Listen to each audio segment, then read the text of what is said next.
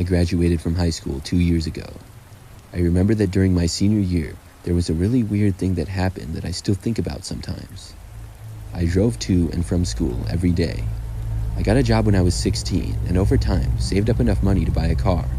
Sure, it wasn't nice, but when I became a high school senior, I was finally able to drive myself to school and not rely on the bus anymore. This was especially nice for me because I lived almost 15 minutes away from my high school and riding the bus would take forever. I would have to ride the bus for almost an hour to get to school because of how many people we would pick up along the way. Plus, I had to be up by 6:30 to catch the bus. Anyways, shortly after I got the car, just a couple of weeks into the school year, I left to go home one day. When school got out, the parking lots were always extremely busy. It was just like leaving a sporting event right after a big game. You'd be stuck in traffic trying to get out of the parking lot for a good 5 minutes. I would always try to beat the traffic, but rarely did. On this day, I got done with my 5th hour class, then quickly dropped off my book at my locker, got my keys, and headed for the parking lot. I got to my car, started it up, and left. I sat in traffic for a minute or two leaving the parking lot, and then finally was on the road. It would be pretty smooth sailing from that point on, but like I said, it was almost a 15-minute drive. When I had first pulled out of the parking lot, there was another car that pulled out right after me. I remember noticing it because it didn't stop before exiting, it just left right after me. As I was driving home, it wasn't until I was more than halfway back that I realized that the same car was still right behind me. I wondered which one of my classmates this was. Maybe it was one of my friends, except most of my good friends' cars I would recognize. I didn't recognize this one at all. As I got closer to my house, I was getting more and more curious. Whoever it was must live pretty close to me. I really couldn't see in their driver's window when I looked in my mirror. Eventually, I made it to my street and turned onto it. The car behind me did as well. I was really surprised to see this. Then I got to my driveway and pulled into it. When I did, the car behind me continued to drive down the street past my house. My street was usually pretty quiet, and I knew that nobody else from my high school lived on it, so I wasn't quite sure who had been seemingly following me back. Still, I just went inside after that. I made some food like I usually did after getting home and forgot all about it. I remember that I stayed up sort of late that night playing video games. I was inside my bedroom, and it was probably like midnight when I noticed a car driving down the street out of the corner of my eye. I didn't think anything of it, but then I noticed that this car was stopping on the side of the road right in front of our house. I paused my game and glanced over. The car was just sitting there on the side of my street, right there. After not seeing anybody get out, I walked closer to my window and looked. Then I realized it was the same car that had followed me home from school earlier in the day. I got sort of suspicious. I kept watching it and eventually saw the engine turn off. Then the driver's door opened and a man got out. I didn't recognize the guy at all. It certainly wasn't a high school student though. The guy looked like he was going to walk right into our front yard. Then he noticed me. We made eye contact for a brief moment. When we did, the guy just turned around and walked back into his car. The engine started up and he drove away. I kept watching from the window after that for quite some time. I never saw him again. I really think that guy must have been planning to break into our house or something that night, but when he saw me watching him, he thought better of it. Other than that, I don't know what he was doing.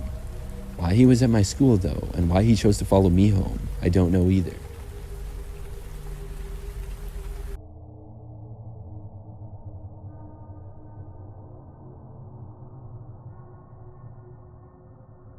This happened just a couple of years ago. I was in college at the time, but went to a smaller school. I have a good friend group from high school, and we remain close to this day, but several of us went to different colleges.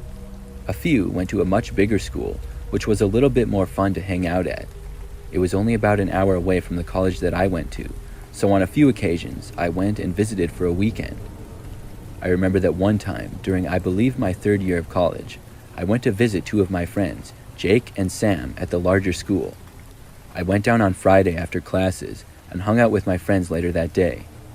We were going to go to the university football game the next day on Saturday. But before that, on Friday night, my friends and a few of their college friends were going out to some of the local bars.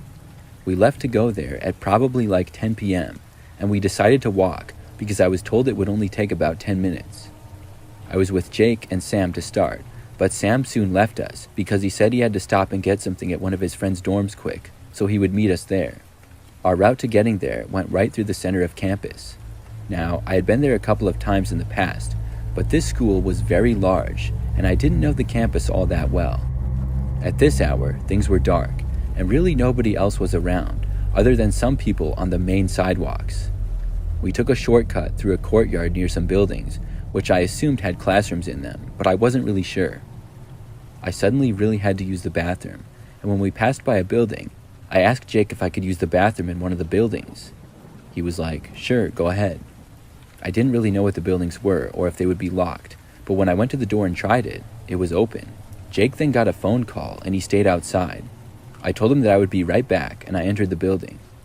When I got inside, there were a few hallways and a lounge type of area. I didn't know exactly what type of building it was still. Nobody else seemed to be inside. There was no bathroom in immediate sight, so I started walking around to try and find one. I kept expecting one to be right around the corner or really close by, but there just wasn't one. At last, after probably 5 minutes of wandering around the building, I found a bathroom. I used it and was back out in less than a minute, but now I didn't really know how to get back. I thought that I knew the way and started going there, but I soon heard footsteps coming. They were walking kind of fast in my direction. I didn't know if I was even supposed to be in here, and I wasn't a student at the school, so I decided to wait out of sight. I went back around the corner, hoping for the footsteps to pass by. Instead of passing me though, they turned the corner and headed to where I was. In a split-second decision, I moved back and went up a staircase, which happened to be right there.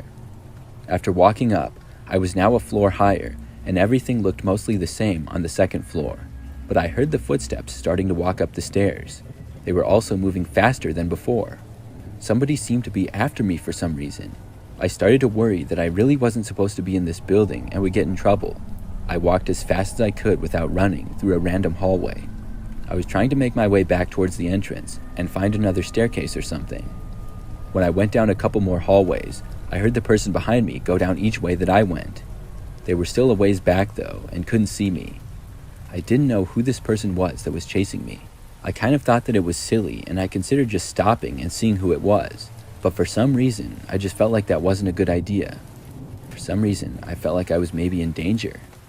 I kept walking, changing hallways every so often. I tried going in a random room at one point, but it was locked. Then, I came up on an elevator.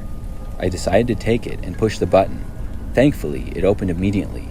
If I would have had to wait, I probably would have just moved on. I got inside and started pushing the button for the first floor over and over. Meanwhile, I heard the footsteps coming from down the hallway. They were moving faster and faster, and then they started running. Whoever this was now sprinting towards me. Finally, the elevator doors started to close. At about that same time, the person had entered the hallway that I was in.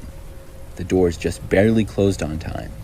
When they were maybe an inch open, I heard whoever it was get right outside and then just barely saw them. I couldn't tell anything about them though, just that they were right outside. They grabbed at the door, but it was too late. I felt a huge wave of relief as the elevator started moving down. But at this same time, I heard the person sprinting away from the elevator. I was guessing that they were now going to the nearest staircase. When the elevator door opened, to my surprise, I could see the exit. I think it was the same door that I had gone in. I turned to the right and started walking. That's when I heard footsteps coming from a ways to the left. Whoever it was that was chasing me was almost down the stairs. That's when I started to run. I sprinted towards the exit and heard the other person sprinting in my direction now.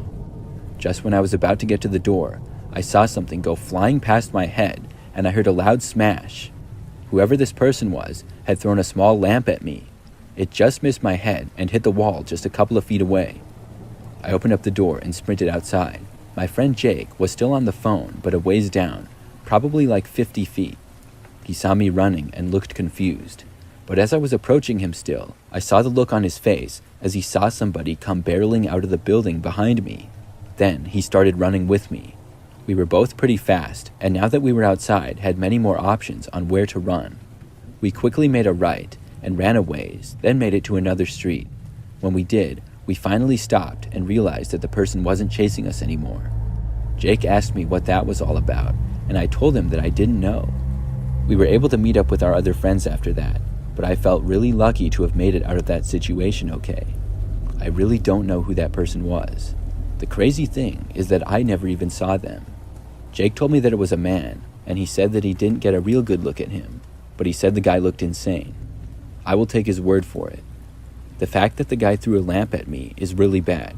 It could have injured me, and I'm glad that the guy didn't catch up with me either. Who knows what he would have done? I also feel like the guy was not supposed to be in the building. I didn't see him for the rest of the time that I was there that weekend. Since then, I've been back at that college a couple of times, but I will never forget that experience.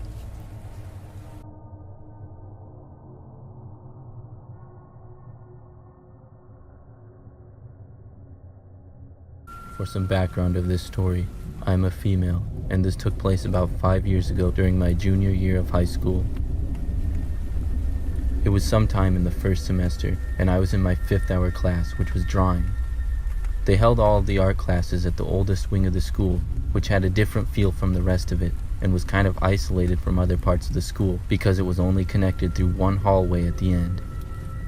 It was darker and colder, and needed some updating from the chalkboards in the rooms to the old-fashioned lights. People would often start rumors that the wing was haunted, but I never believed them. On this day, when I was in class, I finished my drawing pretty early, and I knew that I would just be sitting there for the rest of the period, so I asked my teacher if I could go to the bathroom. She was a nice teacher and always said yes. I knew she didn't really care how long I was gone, as long as I made it back before the bell. I walked out of the classroom and down the hall and went to the girls' bathroom. This bathroom in the hallway also had an old-fashioned theme to it. It was near the end of the hall, and you had to go around a small corner to get to it. I'm not gonna lie, it was a kind of creepy bathroom, but I always liked it because other people rarely used it. Once inside, I went into one of the stalls. I was in there for maybe 20 or 30 seconds when I heard the bathroom door open and shut. I was a little surprised to hear somebody else coming in here at this time, and I looked underneath the stall to see some old rundown boots with black pants. Obviously I couldn't see much, but it didn't really look like a girl based on those shoes. There were several stalls in that bathroom, and I expected the person to go into one of them, but instead I heard them walk slowly closer and closer to me. As they did, I got a little bit uncomfortable. Then they stopped just in front of the stall that I was in. I could see through the cracks of the stall just barely who it was. It appeared to be a grown man. When I looked, he seemed to be looking through the stall right back at me. I didn't recognize him at all, and I knew he wasn't supposed to be in here. Then he tried opening the door, which of course I had locked. I sat there in shock, and my heart started pounding extremely fast. I was thinking of what I would do if he broke into the stall, and I knew I would have to try to get away from him. But after trying the door, the man stood there for a moment and then walked away slowly. I started to feel relieved, but instead of leaving the bathroom, the man just stopped in front of the exit and stood there. I could see his shoes on the floor, just standing in front of the exit, blocking the doorway. I waited for a few moments, hoping he would leave, but he just remained standing there next to the door. I decided to pull out my phone and text some of my friends who went to school with me. They were all in other classes, but finally I reached my friend David, who was on the football team, and he said he would come down and see what the man was up to. I was relieved once again when he said he was on his way, and I figured it would only take him a couple of minutes to arrive. The whole time that I waited, the man just kept standing there by the door. Just then, out of nowhere, all of the lights in the bathroom went off. It went completely dark in there, and I couldn't see a thing. I started to panic and braced myself for the man possibly trying to open the stall door again. Finally, at last, I heard the door open and heard the voice of my friend David. He said my name, and then he turned the lights back on. I heard some commotion, and I opened the stall door. I saw David leaving the bathroom behind the man. The man ended up running out of the school through an exit which was nearby. I saw David run to the exit and go outside, but he came back in shortly after and said that when he got outside, he didn't see anybody at all. I returned to class and reported the incident. I ended up having to talk to the principal, and those bathrooms ended up getting blocked off the next week.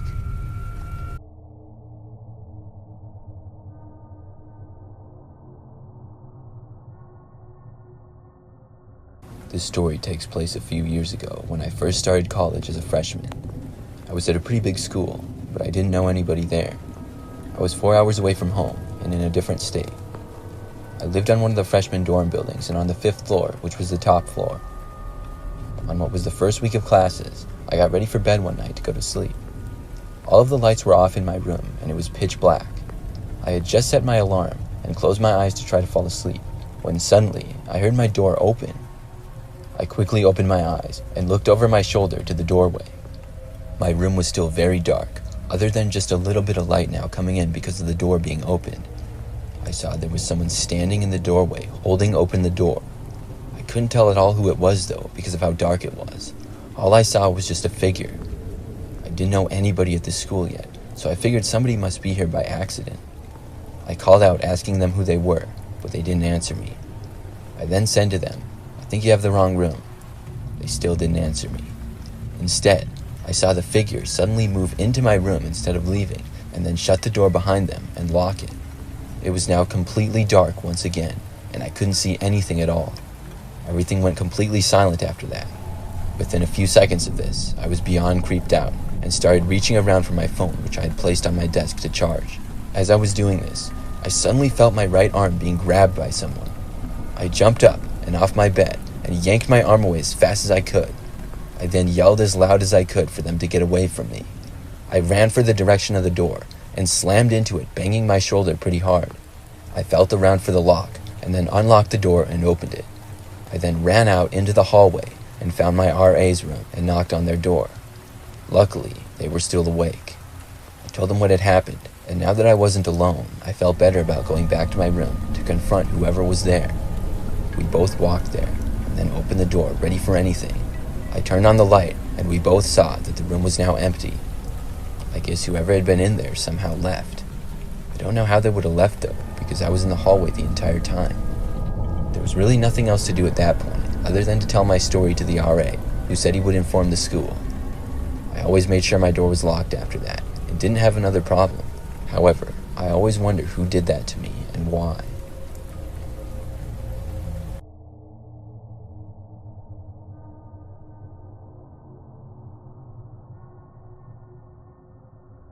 When I was in high school, I was really into sports. I played on the football, basketball, and baseball teams. This took place during my senior year and after a basketball game one night. I loved weightlifting and would work out in the school weight room all the time. I remember we had a basketball game at 7 that night, which ended at about 9 p.m. After the game, my coach would always stick around for a while in his office. On this night, we went back to the locker room and coach talked to us like always. I remember that we won the game, and after coach was done, the guys started changing and leaving. I told coach that I was going to go lift, and he said that was fine. So I left the locker room and then went over to the weight room. It was kind of on the other side of the school though, in another wing. The weight room was kind of tucked away, and you had to walk past these janitor's closets to get there. So I went inside the weight room and started lifting. It was nice because it was just me all by myself in there. I was really focused on getting in as good of shape as I could at that point, because I was going to be playing football in college the next year. So I worked out in there for probably 40 minutes or so. Then I was going to go back to the locker room, shower, and drive home. By now, everybody in the school was gone except for my coach and the night janitors. I believe there was 2 overnight janitors, and I knew who both of them were because of my many late nights at the school. After exiting the weight room, I passed by one of the janitor's closets. I'm not sure why, but I looked in. I saw what appeared to be a man hiding inside, sort of behind some stuff. After passing it, I stopped where I was and was thinking, did I really just see that? I almost went back to look, but realized whoever this guy was would know that I saw him then. So I decided to just keep walking instead.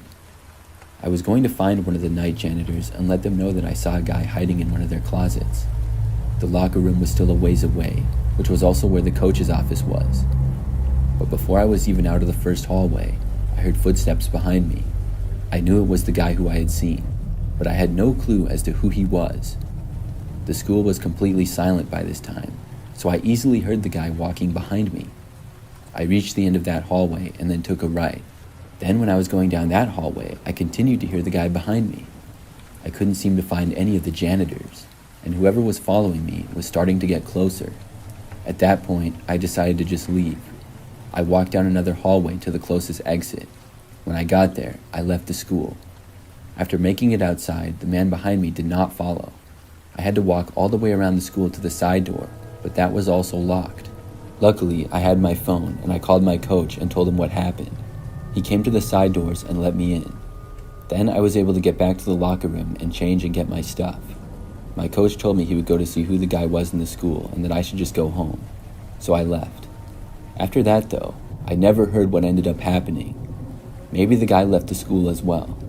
I'm not sure what he was doing in there. Or why he was following me.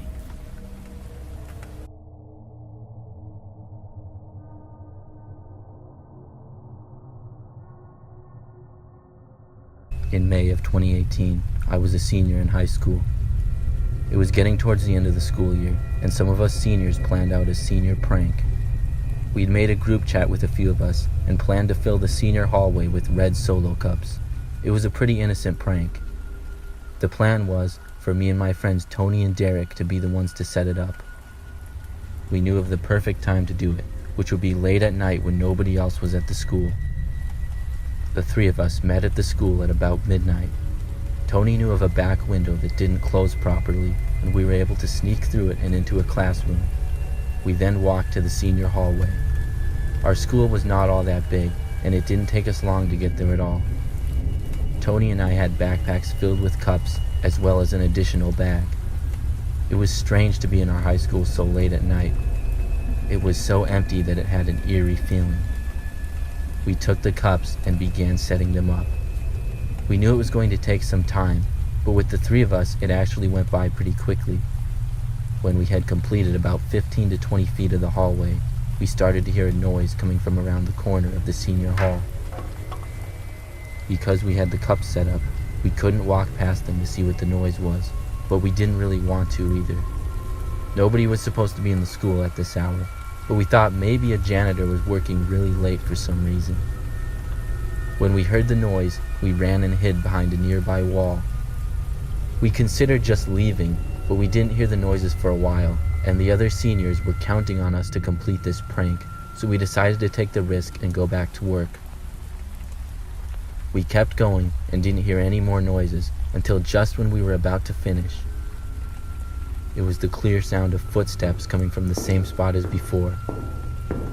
We were glad to be done and wanted to leave, but before heading out, we paused and looked over to where the noise was. Then we saw a man appear. He was short and was wearing a black sweatshirt and appeared to be in his late 20s. He just stood there staring at us with a blank look on his face. We knew he definitely did not work at the school, and the three of us decided to take off for the exit. We were able to quickly leave the school and ran all the way back to our cars. The next day when we showed up to school, all of the red Solo cups were messed up and scattered across the hallways. We didn't tell anybody about the man that we had seen because we didn't want the school to know we had done the prank, especially after how it turned out. I assumed that the man left the school because we never heard anything more about it, but I still wonder sometimes what he was doing in there.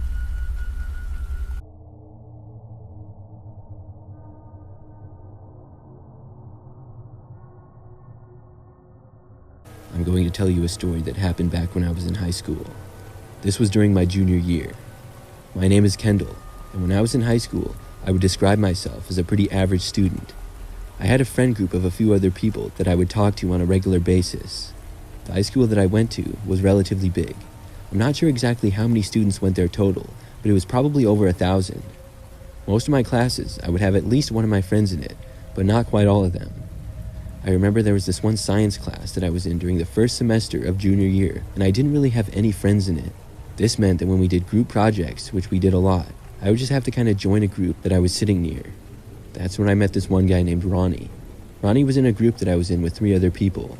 We were doing some science experiment, and I got to know everybody in the group a little better. Ronnie came across to me as a little strange. He would say things that were just plain weird or inappropriate. And I know a lot of high school kids are weird and inappropriate, but he kind of crossed the line a bit. He normally would sit right behind me in class, and after the group project, he would occasionally talk to me. For the most part, he was nice to me, and I was nice to him, but he would still say some strange things that I really didn't know how to respond to. I also noticed that he skipped class quite a bit. For the rest of the semester though, everything was fine. I remember that towards the beginning of second semester, Ronnie followed me on Instagram and added me on Facebook. I no longer had any classes with him. Not long after adding me on social media, he started sending me messages. They started out fairly normal, but when he asked me to hang out and I told him that I was busy, he called me a liar. Now, I didn't really want to hang out with him, but the first time he asked, I legitimately was busy on the day that he asked. Did I use that as an excuse? Yes, I didn't want to hang out with him. I guess he had a feeling that I would say no because he got pretty angry. When he did, I didn't respond to him. I figured that things would be left at that, but a few days later, he started messaging me again. He sent me another message, and I didn't respond. Then he started basically spamming me with more and more messages. When this happened, I had to block him. I blocked him across all social media platforms, and it seemed to work. I didn't hear from him, and within about a week, I had forgotten all about it. Then, one day, we had just gotten out of school for the day and I was leaving. At the time, I drove to school in my car every day and parked in the students' parking lot, which was out the west exit. My car was a little bit older Jeep SUV, maybe 10 years old at the time, and the inside was a little bit messy. I walked out to my car like any other day and got inside. As soon as I sat down to start the engine, I saw something move in the back seat. It was Ronnie sitting up. He had been hiding inside my car, underneath a little pile of clothes I had in the back. When I noticed him, I screamed. He told me to shut up and then started going on a rant about how bad of a person I was. I was really surprised by this situation. When I was able to realize exactly what was going on, I opened my door and ran away. I ran all the way back inside of the school. Then I found the first school employee that I could, which happened to be a teacher, and I told him about Ronnie being in my car. By the time we got back to my car, though, Ronnie was gone. In the end, he ended up getting expelled for the incident. I will spare you the details of him denying it and saying I made the whole thing up. It was frustrating, but luckily there were witnesses who backed up enough of the story for me. All I wanted was for him to leave me alone, which luckily he did. It's been over 5 years now, and I haven't seen or heard from him since then.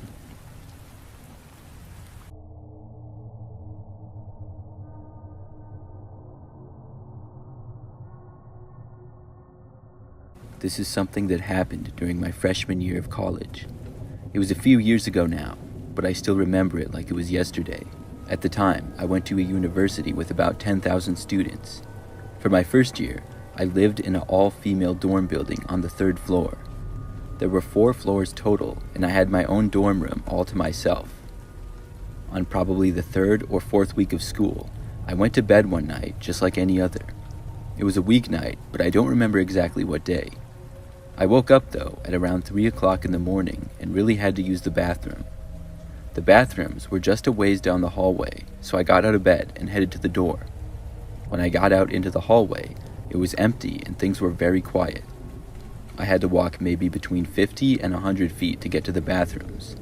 Once I was there, the bathrooms that we had was basically a room with 5 doors and a sink. Each door was its own little private bathroom.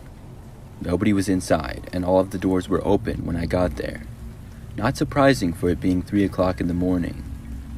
As I was inside one of the rooms, I heard footsteps come from the hallway. Whoever it was then entered the bathrooms and went into one of the rooms across from me. I didn't think too much of it.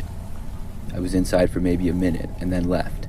When I did, the other person was still inside the one across from me. Basically, right when I got back into the hallway, I heard the other bathroom door open. Then, when I was maybe 30 feet away from the bathrooms walking to my room, I heard them start walking in the hallway behind me. I still didn't think much of it at the time, and I expected it to be another girl. But something about it just seemed odd. I don't really know why. I looked over my shoulder to see who it was, but when I did, I saw that it was a man. And it wasn't a college-aged man either. This guy looked much older than me. I was really confused by this. I turned back and kept walking for my room. But instantly, I heard the man speed up his steps. He was walking pretty fast and starting to gain on me. I got a really bad feeling and I sped up as well. By now, I was pretty close to my door and I hadn't locked it with me only going to the bathroom. That was good, meaning I could get inside faster. I could hear the man still getting closer and closer to me, and I started to feel panic setting into my mind. Now, I was only about 10 feet away, and the guy was less than 20 feet behind me. When I got to the door, I quickly opened it, got inside, and then shut the door and locked it behind me. Probably a second later, the guy stopped right outside my door. He then tried opening the door, and my heart started racing even faster than it already was. Then he knocked on it. I had no clue who this guy was or what he wanted. I knew that he wasn't supposed to be here, though. I chose not to answer the door. I also didn't bother to ask him what he was doing or who he was.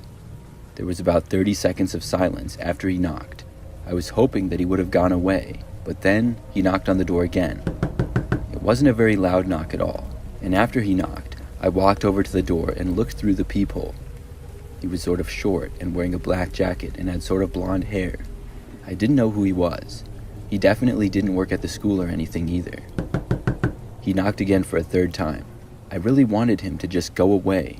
There was no way that I was going to be able to get any sleep with this guy here. He didn't say anything the entire time, but was just standing there. I went away from the door and sat on my bed. I waited, and the guy didn't knock for a really long time.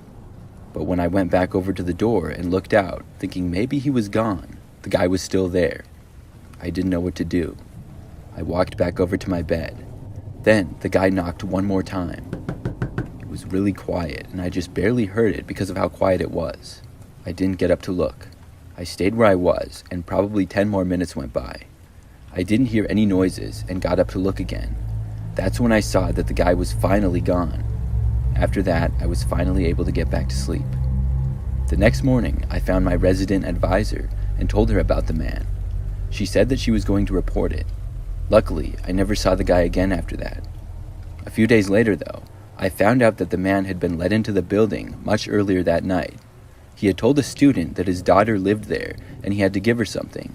The student let him in, believing his story. It turned out that it was a complete lie, and he must have hid somewhere for hours. I get really creeped out thinking about it. Campus security was informed of the situation, but I never heard anything more of him.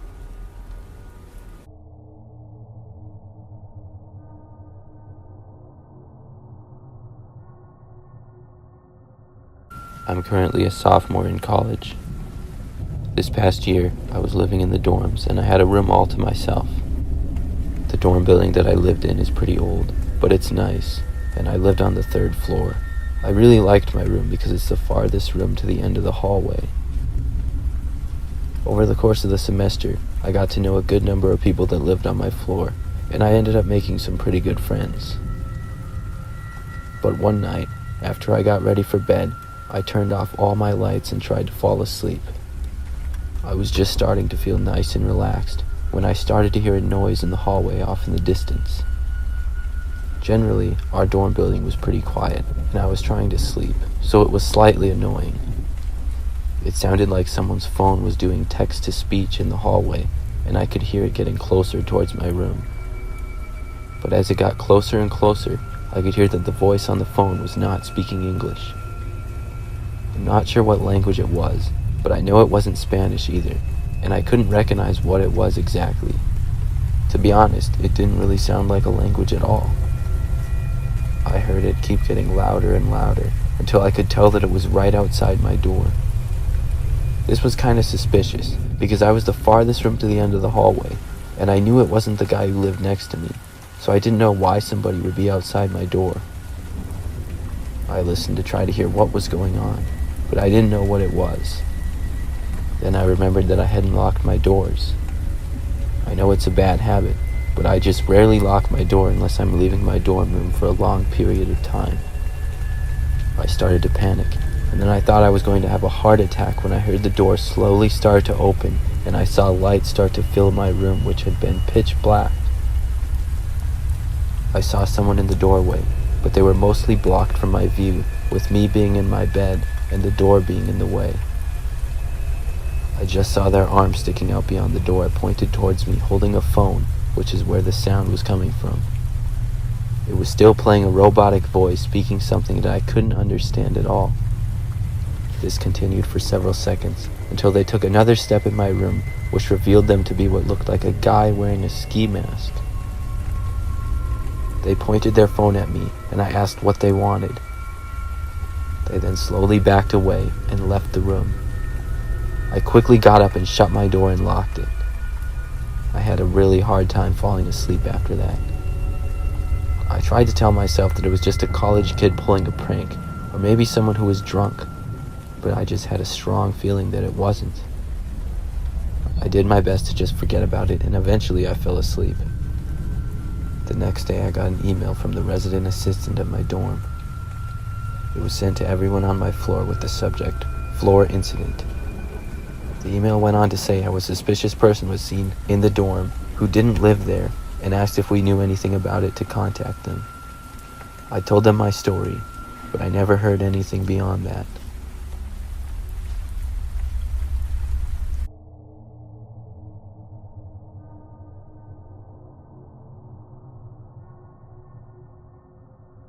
When I was in high school, I used to ride the bus to and from school during my freshman and sophomore years. This happened during my sophomore year. I lived sort of at the end of a curving and quiet street.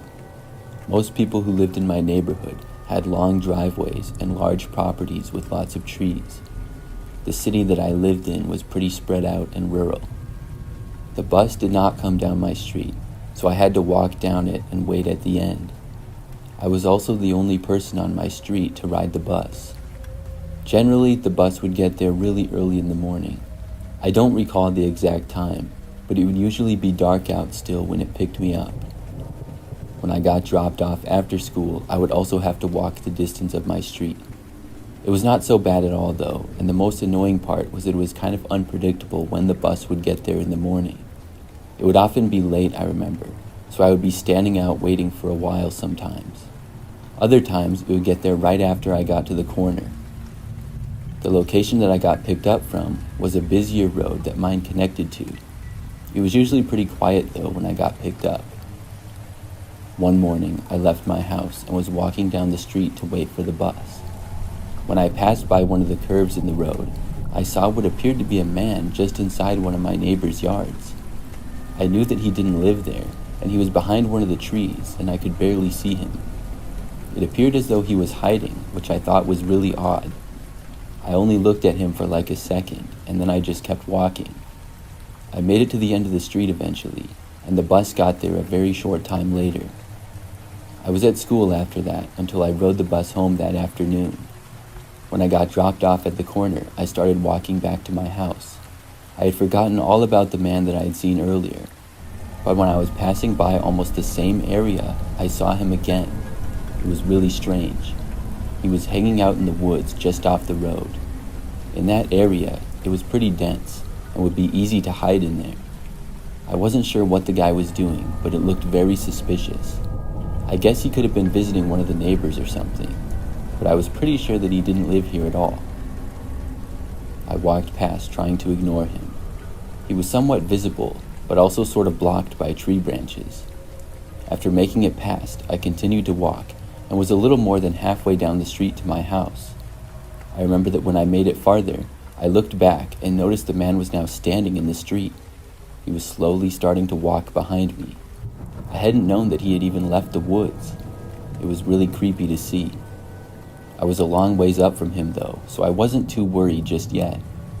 I kept walking, and when I made it to my driveway, looked again to see him still walking. He was about the same distance back though. The guy was just wearing jeans and a gray sweatshirt, and I never got that good of a look at his face. He appeared to have dark hair though. I quickly walked up my driveway, got out my keys, and went inside. When I was in, I felt a lot better and checked out the front window. The view of the street from there was partly obstructed by trees that we had in our yard. Still, I didn't see him at all. I was home alone for a while until my parents got home from work. During this time though, I didn't see the man at all. I ended up sort of forgetting about him as the day went on. The next morning, I left my house again to catch the bus. I walked on our street, and in another woods area, saw somebody walking through when I passed by. I immediately remembered the man and realized that it was him. I walked faster and passed by the area where he was. When I did, I didn't look over at all, but tried to ignore him. I assumed that it would be a similar situation to the previous day. But this time, when I made it to the straight part of the road that led to my bus stop, I heard footsteps behind me. It was very quiet with it being so early, and I could hear him walking. I looked behind me and saw the guy maybe 100 feet back. He was walking in the middle of the street now. I walked faster and soon made it to where I would wait for the bus. I looked down the street but didn't see my bus coming. I really hoped that it would arrive before the man reached me, but today it seemed to be running late. As I impatiently waited, I looked over my shoulder. The man was still walking towards me, and now about 50 feet back. I couldn't wait any longer, and I went to the left. I walked along the side of the busy road, which had no sidewalk and really no place to walk at all. There was just a slim margin outside the road line. I walked along this road towards the other street a ways down that I knew my bus went down before my road. It was a ways away, but I didn't know where else to go or what else to do. When I did this, I noticed the man start to follow me there as well. I walked faster and hoped that the guy wouldn't start running after me or something. For a couple more minutes, he seemed to maintain my speed and was like 50 feet back still. I walked along this road until I actually saw my bus up ahead. It was leaving the street that it went down before mine, and then turning onto the busier road that I was walking on. It was a great sight to see. I kept walking and then stopped and started waving for the bus. The bus stopped for me and I got on. When I did, I looked to see where the man was. He was in the ditch and disappeared into the woods, which was about 30 or 40 feet off the road. My bus driver looked confused, but I told him what happened. The man was gone now, but my driver agreed to drop me off in front of my house after school instead of at the corner. So after school, I was dropped off right in front of my driveway. As we drove down my street, I didn't notice the guy anyplace, but he could have easily been hiding in the woods again. I was able to make it inside safely. When my parents got home, I told them about it. They called the police, and I remember that the neighborhood was searched, but unfortunately, the man was gone by that point. None of the neighbors knew who he was either. After that, my bus would pick me up in front of my driveway and drop me off in front of it as well. Luckily, I never saw the guy again after that.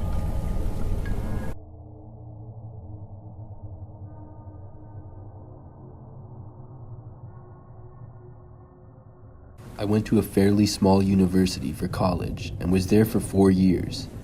During my 3rd year there, I had one scary experience. It was a normal school day, and I drove from my small apartment to campus. I only lived like a mile away, and the campus was nice, but a little small. There were several different buildings that classes were in, and after parking in a parking lot, I walked to the building where mine was. When I got inside, I went to the classroom.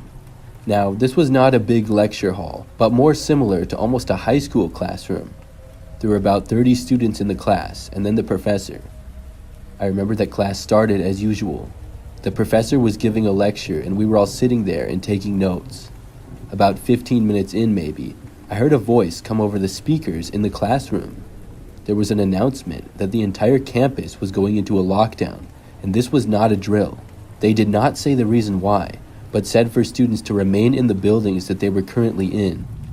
Our professor looked and saw that she had received a text about the situation and started following the procedures. However, she was not told the reason for the lockdown at that time. It was similar to a high school lockdown drill.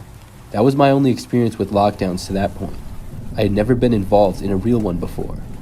I was a little bit nervous, but felt safe in the classroom that we were in. The professor turned out all of the lights, locked the doors, and closed the blinds to the one window that the room had. She then told us to remain in our seats and stay calm. We were all wondering what the lockdown was for, and everybody started going on their phones to look it up. However, nobody could find any information other than that we were in a lockdown. Our college was not tiny, but a little bit smaller, so a lockdown would not necessarily make news coverage. We sat there in our desks, just waiting and wondering for a while. Mostly, we just went on our phones and did whatever. Occasionally, there were small conversations, but things were mostly pretty quiet. After almost an hour, the lockdown was lifted. The professor was informed and we were let out of class. After that, it was announced that classes had been canceled for the rest of the day. It was nice to have class canceled, but I was still concerned. We were told that they did not believe we were in any immediate danger, but I still wanted to know the reason why. I ended up just going home and back to my apartment. I talked with several friends over text, and there was a rumor that one of the professors was attacked or something. I didn't know if it was just a rumor or speculation, but we were never given an official reason for the lockdown. Later that night, we all got an email that classes for the next day were canceled as well. I was able to stay home and get ahead of things with homework and stuff. Finally, the next day after that, Classes and everything resumed as normal. I went to my first class of the day, and it went by just fine. Afterwards, I walked across campus to another building for my next class. I was a little bit early and stopped to use the restroom down the hallway. Just seconds after I entered the bathroom, I was literally in a stall when I heard that the school was going into a lockdown again. I couldn't believe it. At first, I was very confused. How could we be having another lockdown again? I didn't even know for sure why we had the first one. As I was still in there, in one of the women's restroom stalls, I heard the door to the bathrooms open. Whoever walked in there started immediately talking under their breath. I couldn't really make out what they were saying, but I could tell that it was a man, which was really weird. This was the women's restroom. I lifted up my feet so the guy wouldn't see me, whoever he was. It sounded like he was walking around towards the front of the bathroom near the door and just talking to himself. After a few seconds of that, he kind of stopped and then seemed to stand by the door for a while. Then the door opened again and the guy left. I felt relieved and then checked my phone to see if there was any information on the lockdown. I couldn't find anything, so I walked out to leave the bathroom. I didn't really know what was going on out there, but I didn't want to stay in the bathroom anymore, especially after a guy had walked in it. As soon as I left, though, I saw several police officers in the hallway. They seemed to be walking down the hall to the left, past where I was. When they saw me, they said that I should go back into the bathroom, so I did. I waited just inside and didn't know what on earth was happening. I stayed in the bathroom for almost 20 minutes until it was okay to come out, and then the lockdown ended. Once again, classes were canceled for the rest of the day. I found out all of the details afterwards. A man had in fact attempted to attack one of the professors the day of the first lockdown. He fled the building and was actually able to get away. A few days later, he came back and went after the professor again. This time, he was seen by a campus security guard, and he ran away again immediately. He was later found in a hallway, not far from the bathroom that I was in. I'm pretty sure he was the person who had been in the bathroom with me. It creeps me out to think about it.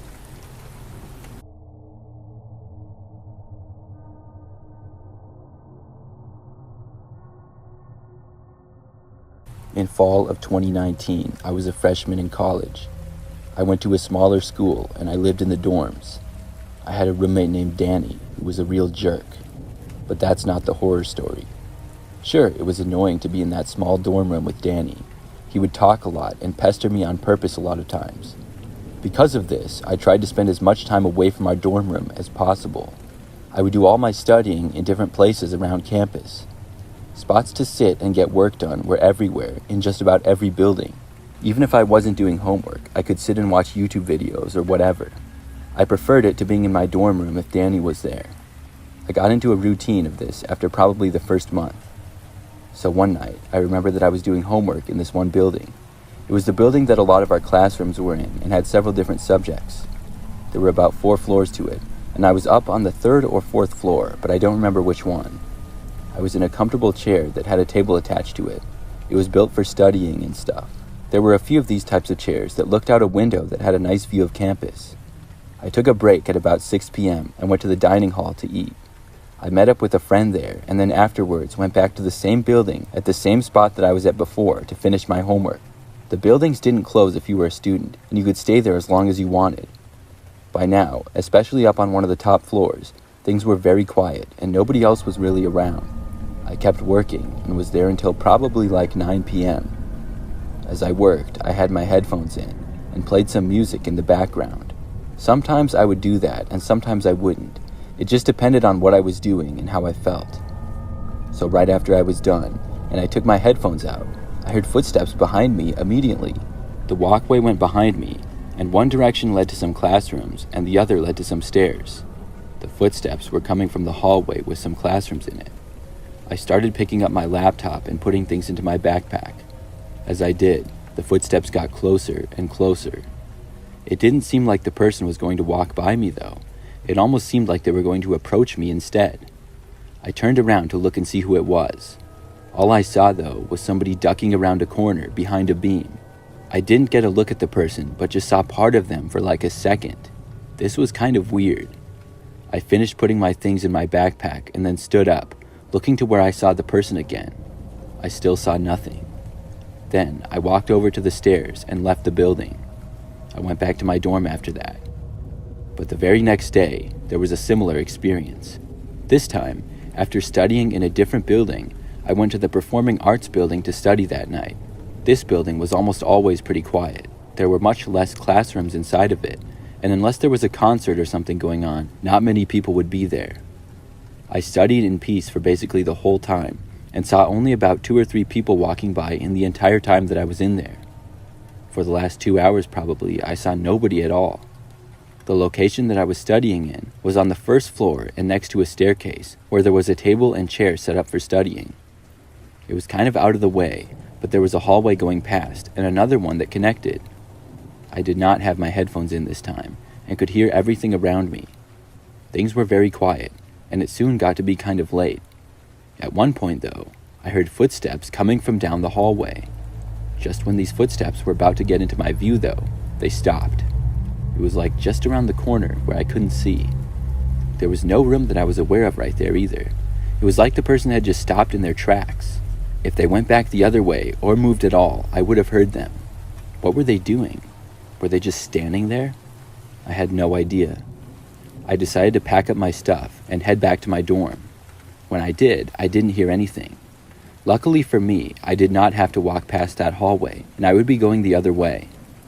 When I left, as soon as I started heading down the hallway, I heard the footsteps again. This time, they followed me, but were still out of my sight.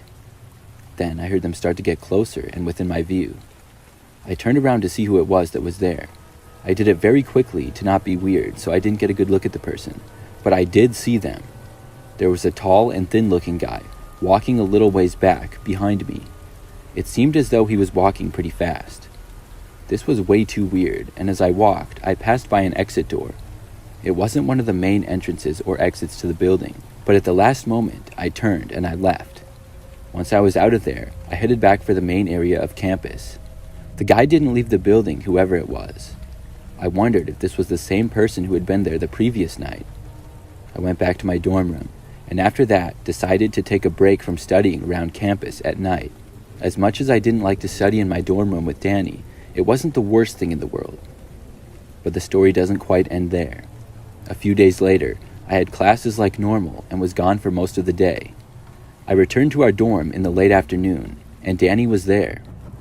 When I got into the room, he told me that someone had come by and asked for me. Apparently, somebody knocked on our door, and when Danny answered, a guy asked if I was there. I asked Danny what the guy looked like, and he said tall and thin, and basically described the same guy that I had seen the other night. I asked if the guy said what he wanted with me. He didn't say, though. Apparently, he just walked away. After that, I never saw the man again.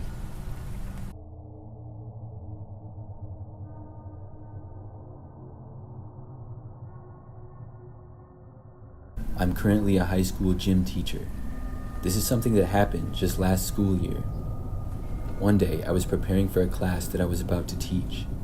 In the class, we were going to be using the high school gymnasium and doing some activities. For this, I needed to get some equipment such as the orange cones and whatnot. But the school is kind of old, and the storage room for the equipment for some reason is not really that close to the gym. Instead, I have to walk down this really long hallway that's nearby, and there are a few storage rooms towards the end of it. So on this day, I left the gym and walked down this long hallway to the storage room. When I opened up the door, it was mostly dark inside of it. Now, these storage rooms are very cluttered. Things are not organized the best, and there are several shelves and other things in there, so it's kind of big. After getting inside, it was very dark.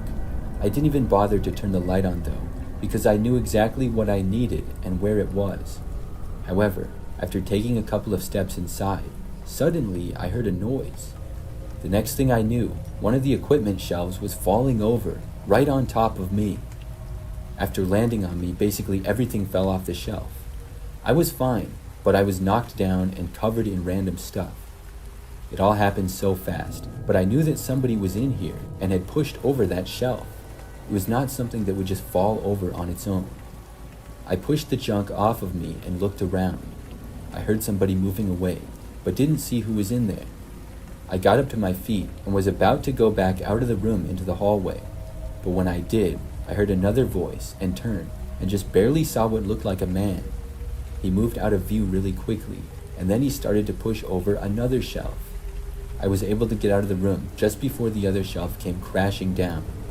When I left, I heard the guy going to leave as well. As I was walking away, I saw the door open, and just barely saw this guy coming out of the room. I knew that he didn't work at the school. This was also no student.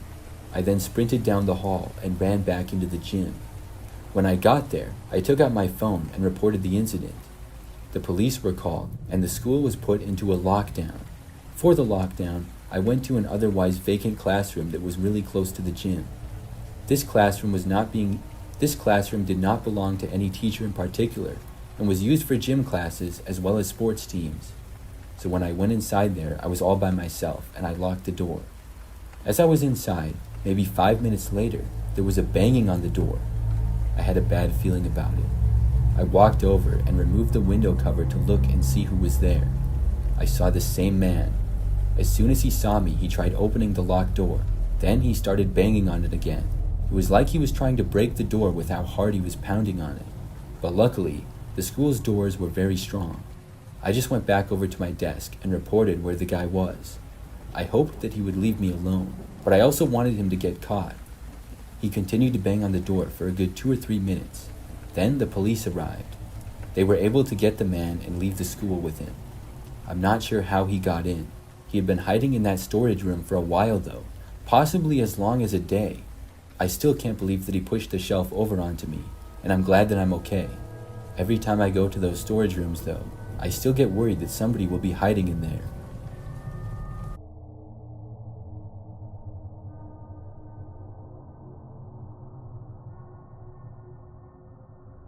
I'm a college student, and I don't own a car. Because of this, I walk everywhere around campus. I don't mind this though because it's good exercise, and the weather is pretty nice all year round in this part of the country. Last year, I worked at one of the buildings for my college job on campus. And one night after a shift, I was walking home from work at about 11 o'clock at night. It was about a 20-minute walk to my apartment, which was a short ways off campus. Once I got off the school campus, things got a lot quieter and darker, which was slightly creepy, but I had done the walk 100 times, so I didn't care. That is until I noticed what sounded like footsteps behind me. I looked over my shoulder, but I didn't see anyone at all. For whatever reason, I was just a little scared. I walk literally everywhere and have walked many times at night, so I don't know why this particular time it freaked me out a little bit, but it just did. I continued my walk, and several other times I thought I heard footsteps behind me, but every time I looked, I never saw anyone. It was very dark out, however, so I didn't have a good view behind me, but nevertheless, I just kept walking. Finally, I made it to my place, which was an apartment, but had access to my door from the outside. I went to my door, unlocked it, and went inside. Then I locked my door and started walking to the bathroom to take a shower before bed. Just as I was walking into the bathroom, I heard the doorknob to my front door turn. I immediately got a terrible feeling. I lived alone and I wasn't expecting anybody, and it came to my mind how I felt like I was being followed all the way home. I didn't hear anything for a few seconds, so I slowly made my way over to the door and peeked out the window. I saw what appeared to be a man walking away, but he was pretty far off by that time. After about 20 minutes, I convinced myself he was gone, and I got ready for bed. I locked my bedroom door and went to sleep. The next morning, I woke up, and everything seemed normal until I opened my bedroom door to see that everything in the rest of my apartment was messed up. I immediately got back in my room and locked the door, then I called the police. I felt like an idiot for not calling them the night before. I stayed in my bedroom until they came, but whoever broke into my house was long gone. Somehow they were able to pry my front door open, and I didn't even notice in the night.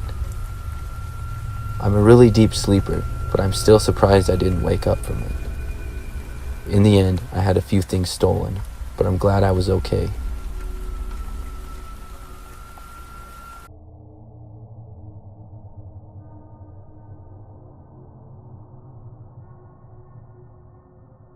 I went to a pretty big college. It was several hours from the city where I'm from, and a few of my high school classmates also went there. This is something that happened during my junior year. I lived in a house with 3 of my friends, 2 of which went to high school with me as well. It was a 2-story house that we lived in and somewhat small, but enough space for all of us. When the school year started, I had a lot of students in most of my classes because of how big our school was. One class in particular had about 200 kids in it. I would go to the lectures each time on Mondays and Wednesdays when they were held, and I would usually sit in the same spot. It was a large room with many seats in it. Over time, I would see a lot of the same faces in class, but I didn't really have any good friends in this particular class. One of the people who would always seem to sit around me was this one guy. He would usually sit a few rows behind me, and he was sort of tall and had dark brown hair. I never really paid much attention to him, but I just recognized him. But I began noticing him more when he started to seemingly be following me home. It started one day after class when I walked out of the building and just happened to notice him walking behind me. I would drive to class and back because I lived off campus, so I would go to a parking lot, get in my car, and then leave. He happened to park near me, so he did the same. As far as I knew, this was just a coincidence. I would never pay attention to who was driving behind me. But there was this one time that I didn't go straight home, but went to the school cafeteria instead.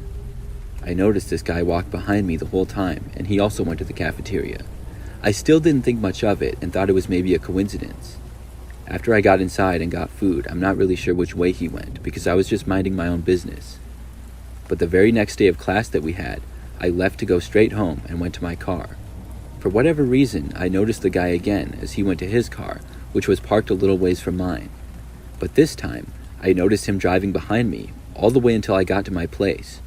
When I parked on the side of the street in front of our house, he kept driving past me. One of the next times that we had class, he followed me in his car again, but I wasn't driving back to my place this time. This time, I went to a gas station to get gas, and he just happened to do the same thing. Something about this seemed really weird. Was it a coincidence, or was he always following me? I decided to ask around the class the next time that we had it. There were a few people who I usually sat by. They weren't necessarily friends, but I would occasionally talk to them about things from the class. I pointed out the guy to them and asked if they knew anything about him. None of them did, though. I brought the guy up to my roommates as well, but they didn't seem to have any idea who the guy was. It was a mystery to me. But then, the guy just stopped showing up to class. I remember he wasn't there for like 4 or 5 times in a row. I wondered why, but I was actually glad that he wasn't in class anymore, because he was seeming to be following me. Then, one night, I was returning home from my on-campus part-time job that I had. It was dark out, and when I got to my street, I saw a man walking down the sidewalk in front of our house. As I got closer, I noticed it was the same guy. I did not want to park my car in the street close to him, or have to see him at all, so I kept driving and passed by our house. I couldn't believe that I saw him. I was telling myself that he must have lived close to me in this general neighborhood. After I left our street, I drove around the block to get back to our street again. It took me maybe a minute or so, and I was expecting the guy to be gone when I got back. But when I pulled around again, he was still there. He was just kind of standing around, or pacing almost. The area that he was in was right by where I parked my car every day. I had a really bad feeling, and I didn't want to take any chances, so I kept driving and decided not to go home. Instead, I headed back towards campus and called one of my roommates. I told her about the guy in front of our house, and she went to check out the front window and told me that she saw him. She did not know who he was, and told me she would let me know if he went away. I got a call about 20 minutes later that he had finally left the area. Then, once more, I drove back home. After getting back, I looked around the street and was quick to get inside the house. I didn't see the guy at all. Not too long after that, I went upstairs to go to bed. I fell asleep pretty quickly, but one of my roommates soon woke me up. She told me that the guy was back and that she had already called the police. I was really confused at first and didn't know what was going on, but she led me into her bedroom, which had a window that looked out to the back of our house. In the backyard, we looked down and saw the guy was standing at the back door, seemingly trying to open it. She said he had been there for a while. It was almost 1 o'clock in the morning at that time. We waited upstairs and hoped that the guy wouldn't get in, and luckily, he didn't. When we heard the sound of a car driving down the street, It stopped by our house, and then we saw the man try to run away. However, he ended up being stopped by the police not too far from our house. I remember I heard that he claimed he was trying to get to his friend's house, and he mixed up the address. We all knew that was a lie. It turned out the guy didn't even go to our school and was never enrolled there. All those times he was in class with me, who knows what his real intentions were.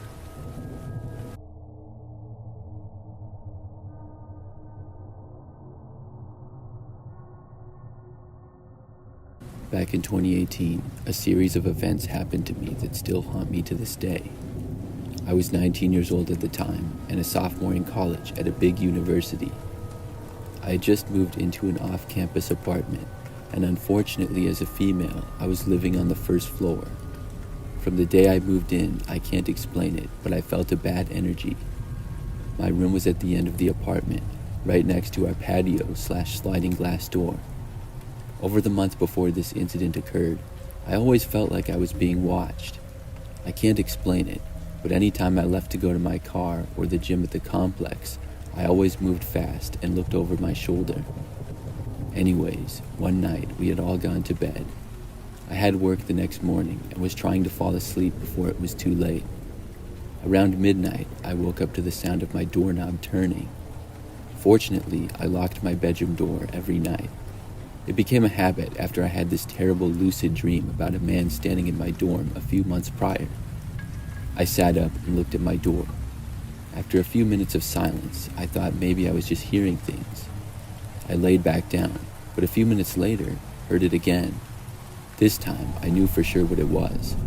I sat straight up in bed and looked at the base of the door. I saw shadows of feet. Someone was 100% standing there. Then I heard 3 faint knocks. Without even pausing to think, I yelled out, "Who's there?" I figured at first that it had to be one of my roommates messing with me, but no one answered, and it was silent again.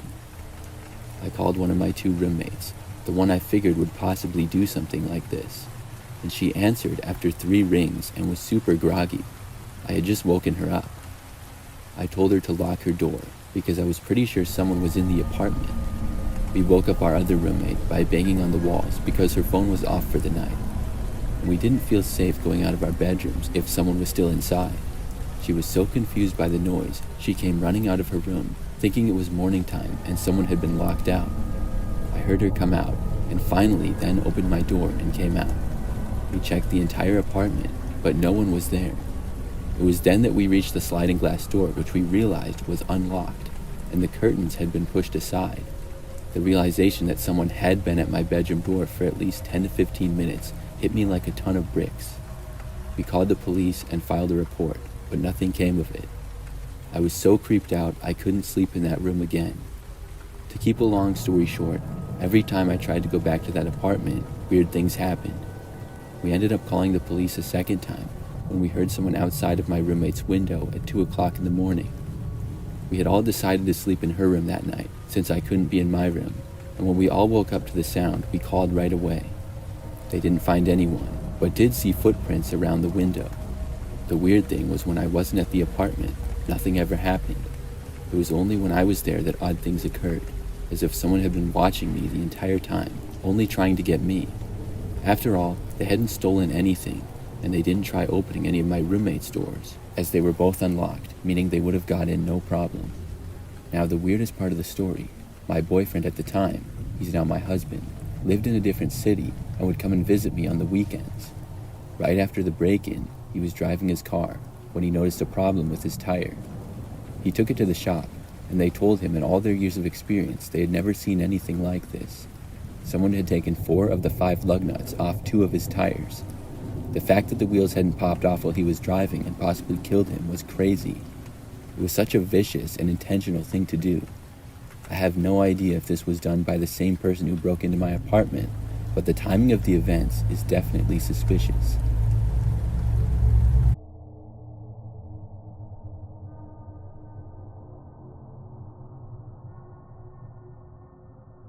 I graduated from college a couple of years ago.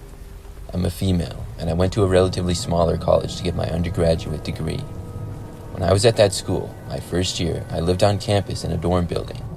I was able to walk to all of my classes and back because of this. The floor of my dorm that I lived on was an all-female floor, which was the 3rd floor. I remember that after one of my first days of class, I was in bed by probably 11 p.m. I had the whole dorm room to myself and fell asleep pretty quickly. I woke up sometime in the night, though, to a knock on my door. I was so tired, and I could see it was still dark out. After rubbing my eyes, I looked at the clock to see that it was 3 a.m. There was once again another set of knocks on my door. I couldn't imagine why anybody would be knocking on my door at this hour, and I did not want to answer it. Eventually, it stopped, but then I heard another noise. It sounded like a man laughing. I could just barely hear it, but that's what it seemed to be. And not a younger man, but a sort of older-sounding man. Finally, it sounded like whoever was there walked away, because I heard footsteps moving in the other direction, and no longer heard the laughing. I wasn't sleepy anymore, and I decided to get out of bed and look out my peephole. When I did, I didn't see anybody there, so I opened the door quietly and looked down the hallway. At the very end, I saw what appeared to be a man walking at the end of the hallway towards the stairs. He looked much older than college age. I quickly shut my door and closed it again as soon as I saw him. After that, I made sure my door was locked and went back to bed. The next day was another normal day of classes for me.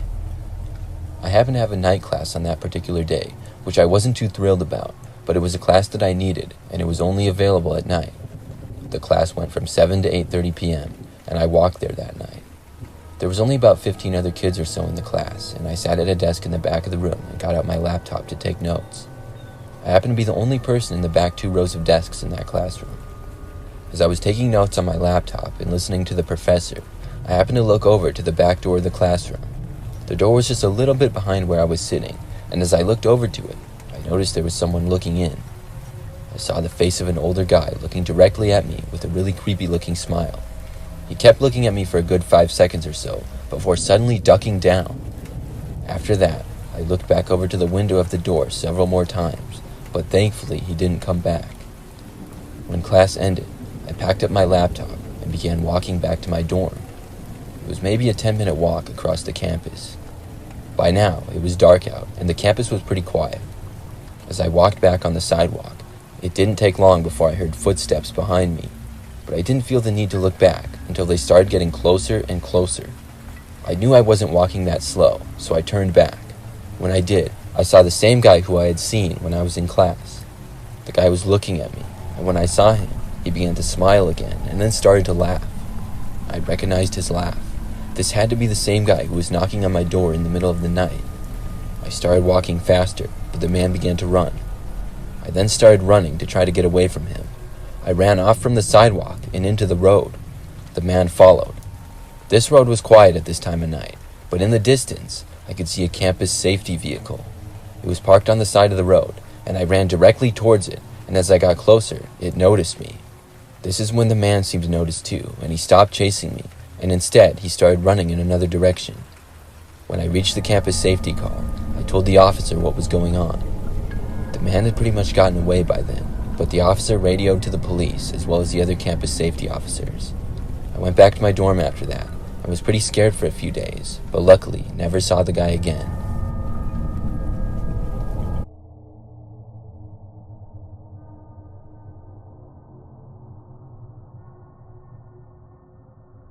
Back when I was in high school, I remember that my friends and I found this secret room inside of the school. The room wasn't actually hidden or anything, but it was a classroom that was no longer used.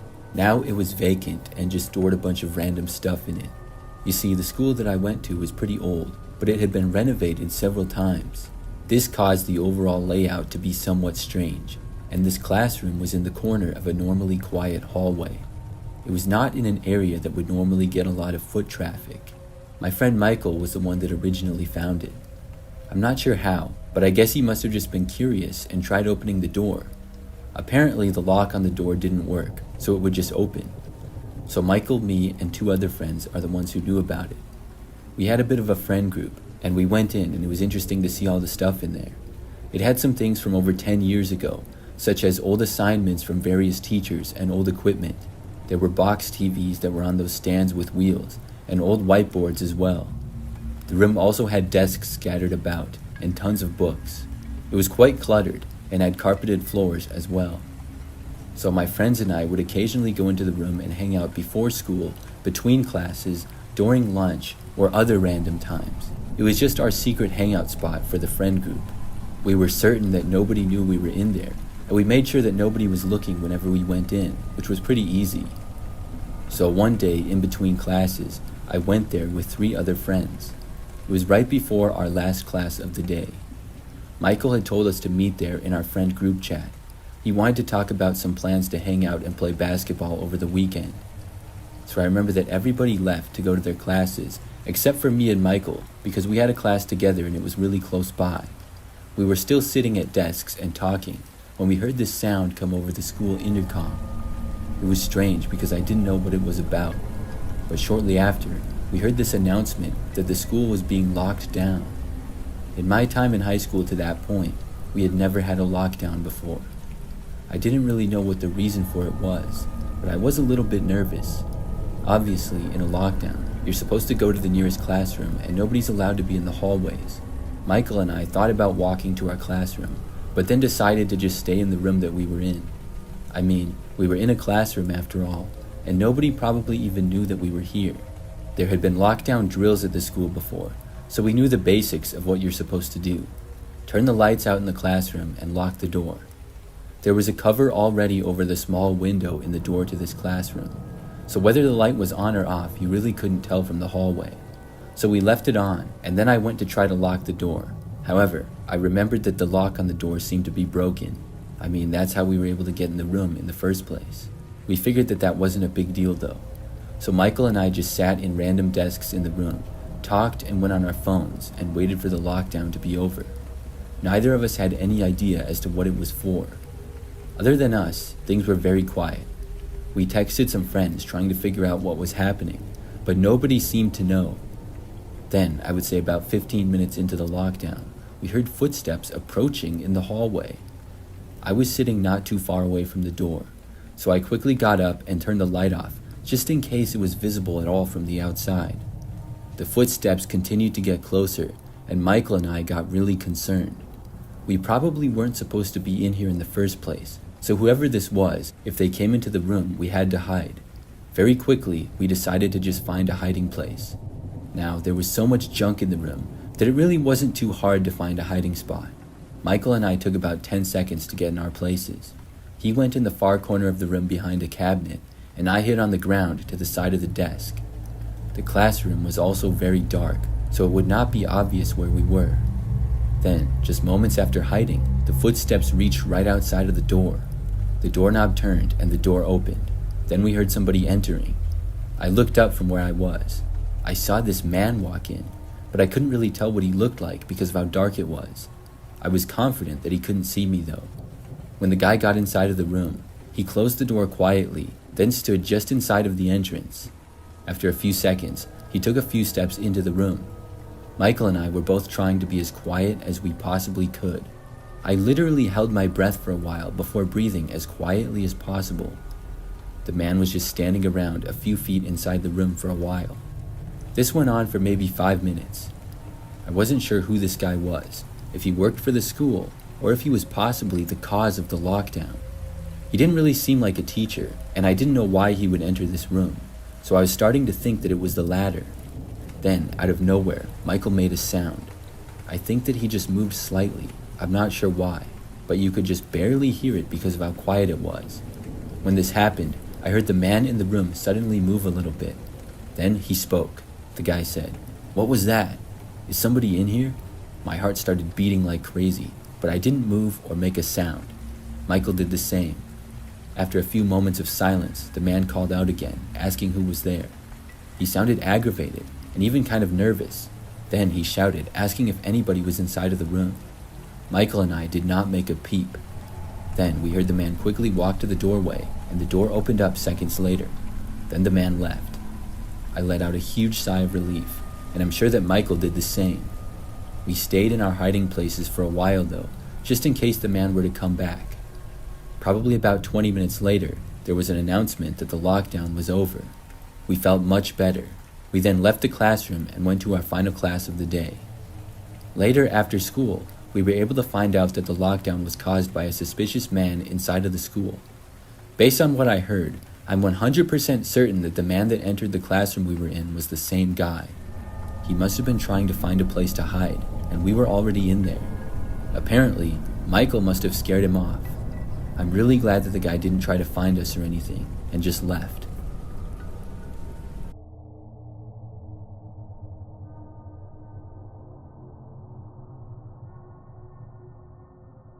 This happened back when I was in college. It was my freshman year, and I lived in the dorms on the second floor.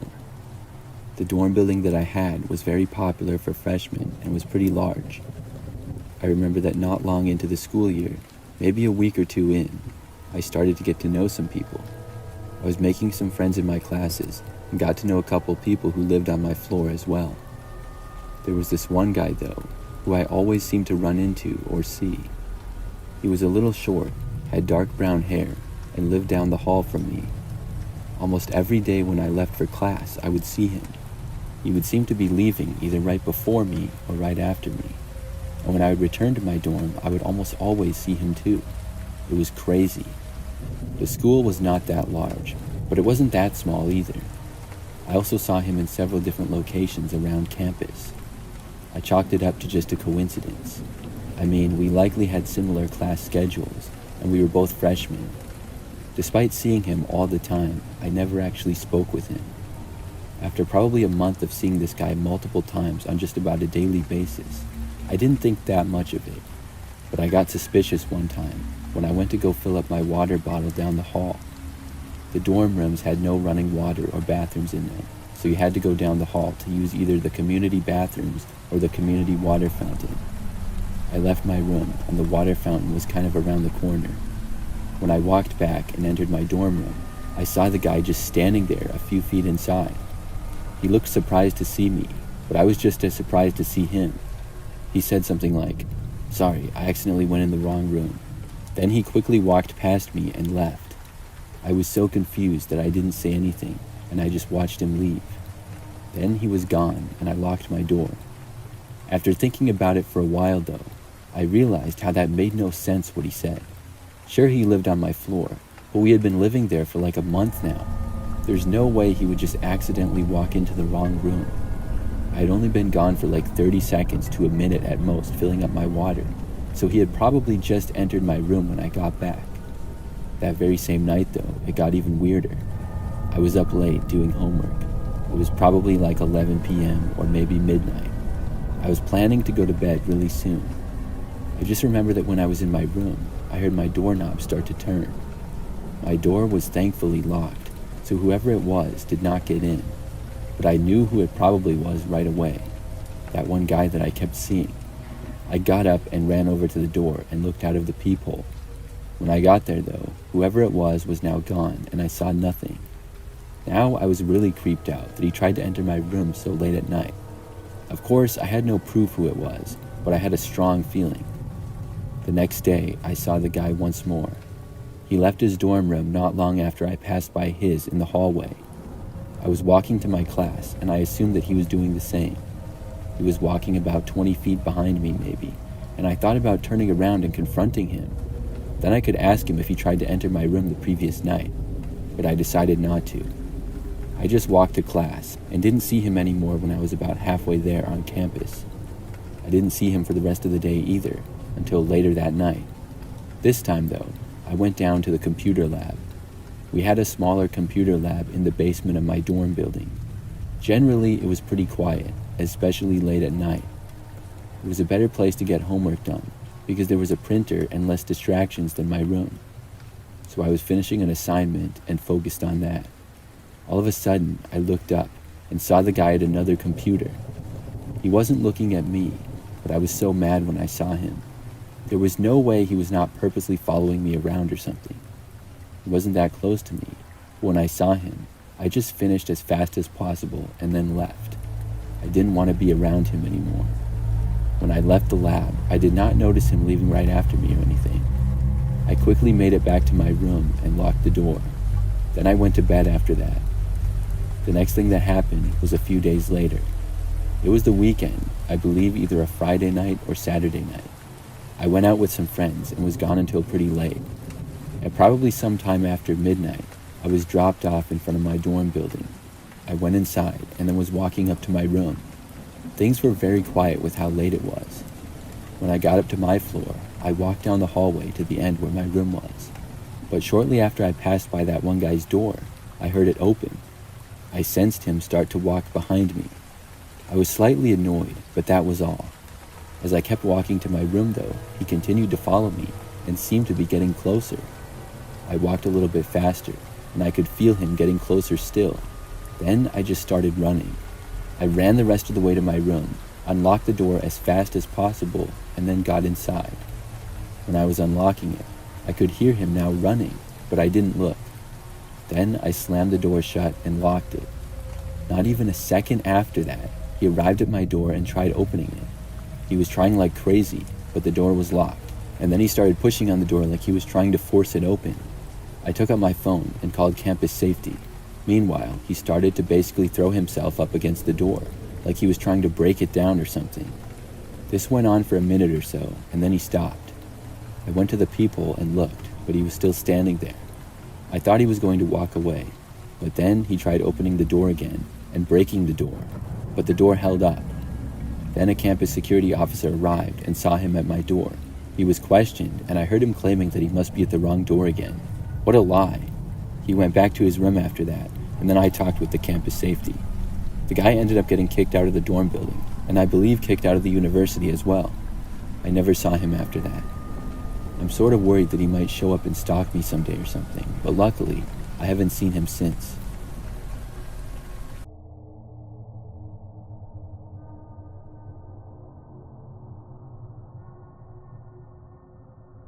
I'm currently a senior in college, and this story took place during last year. I'm an engineering major, and have taken some pretty difficult classes in recent years. I always study better in the library or classroom than I do in my room, so I would often go find a place to study and get my work done. I remember that this past spring, finals week was approaching, and I had several big projects due, so one Friday night, I decided to go study in a classroom. I know it's not something most people like to do on a Friday night, but I had some plans for the weekend and wanted to get it done beforehand. I went to the engineering hall at about 9 p.m., and when I arrived, it was locked. When this happened, I could call a security guard, and they would unlock the doors for students if you showed them your ID. Then you could use the building to study. I did this, and when the door was unlocked for me, I entered and saw that nobody else was in there. It was strange being in there with all the lights out at night, and I went down one of the first hallways where there were some classrooms, and I entered the first one, which I happened to have a class in, and I turned on the light. Then I found a desk, sat down, and began working. I got really focused and was getting a lot done. Maybe about an hour passed when I heard footsteps come out of nowhere. I looked up to see the classroom door open and a guy walk in. The man was wearing a red sweatshirt, jeans, and a baseball cap. He stood in the doorway and asked me if I minded if he studied in there as well. I was sort of annoyed by this, because there were plenty of other classrooms he could go to, and nobody else was here. I didn't even know who this guy was. I told him sure though, because I didn't want to seem like a jerk. He had a backpack, and set it down at the first desk in the front of the room. Then he sat down at the desk. I went back to work at my desk, which was more towards the back of the room. I sat at that one, because that was where my seat was in class, and I was just more comfortable there. After several minutes, I glanced up at the guy, and I noticed something strange. His backpack was still on the ground next to his desk, and he hadn't taken anything out of it. He was just sitting there in his desk, staring straight forward, it seemed. He wasn't even on his phone. I went back to work, and over time, looked over to him a few more times, and nothing changed. The guy was just making me uncomfortable, and I was losing my focus. Plus, it was getting late, almost 11 p.m., so I decided I would pack it up and leave. I closed my laptop and put it in my backpack, along with my book. I then got up and walked to the door. As I passed by the other guy in the room, I saw that he was still just sitting there, but I could feel his eyes watching me as I left. I walked down the hall and out to the main entrance of the building.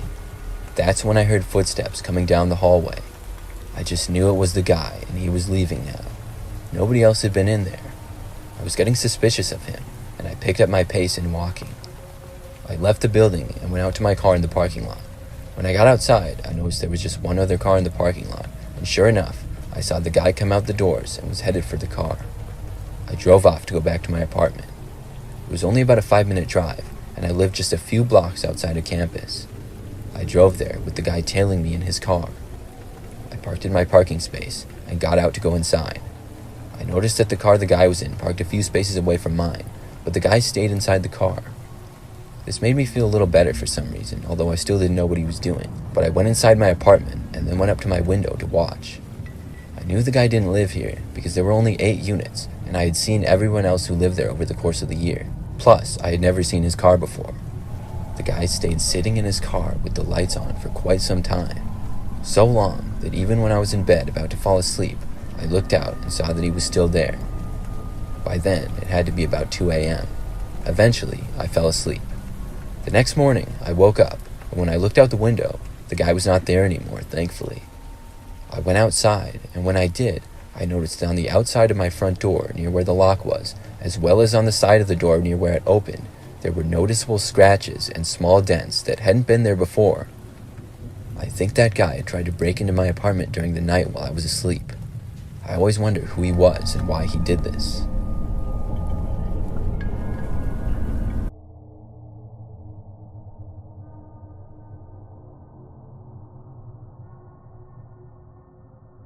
This is a story that happened to me back when I was in college. I'm pretty sure that I was a freshman, and I know that I lived in the dorms. My college was really small. Probably like 2,000 students went there, and the campus had about 5 buildings on it. One day, I got back from a morning class, and then went back to my dorm. I had a little bit of free time until my next class and did some homework. Then I left my dorm room early to go to my final class for the day. I left my dorm and then just had to walk across a courtyard to the building that my class was in. It would only take about 5 minutes to do so. After leaving my dorm, outside it was very quiet. There were virtually no other students outside walking around at all. It wasn't that unusual though because of how small the college was. Plus, just about every class was still in session because it was still about 20 minutes before my class started. I got to the building that my class was in and tried going inside. But for some reason, the door was locked. I found this really odd because this was one of the main entrances to the building. I went to another door, but that one was locked too. In fact, every possible entrance to the building was locked. I knew that our class was supposed to be in there, and I wasn't really sure what was going on. This was an excuse for me to not show up though.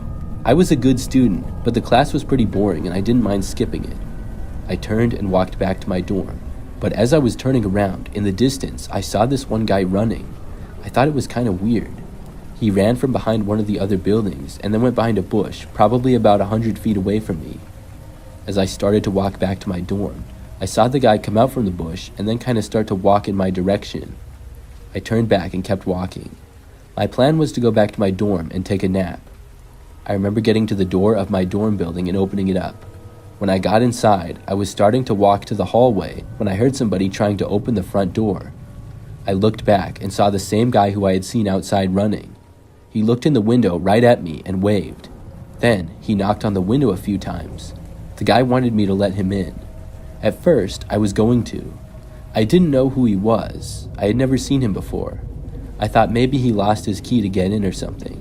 But for some reason, as I took a step in his direction, I just got a bad feeling. Like it would not be good to let him in. I ended up just turning and walking away. I felt kind of bad, but if he didn't live here, I was not supposed to let him in. And if he did live here after all, and maybe lost or forgot his key, he could just go to the offices and get another key fob or get let in.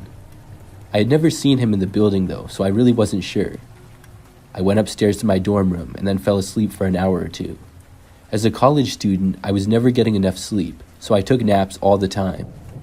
I remember going to the window of my dorm room and looking out to see several police cars around campus. Some had flashing lights, and I was wondering what was going on. I checked my student email and saw the notifications of a lockdown. They were from earlier in the day, and I realized why the building doors had been locked and we hadn't had class. In that first email, there were not many details. We were told to stay in the buildings that we were in and would be notified when the lockdown was over. We were also told that classes were canceled. I'm not sure how, but I was not aware of the lockdown up until that point. I stayed inside my dorm room, and classes were called off for the rest of the day. Just about 30 minutes later, though, the lockdown finally ended. It took a few days for me to get all of the information of what happened, or at least most of it.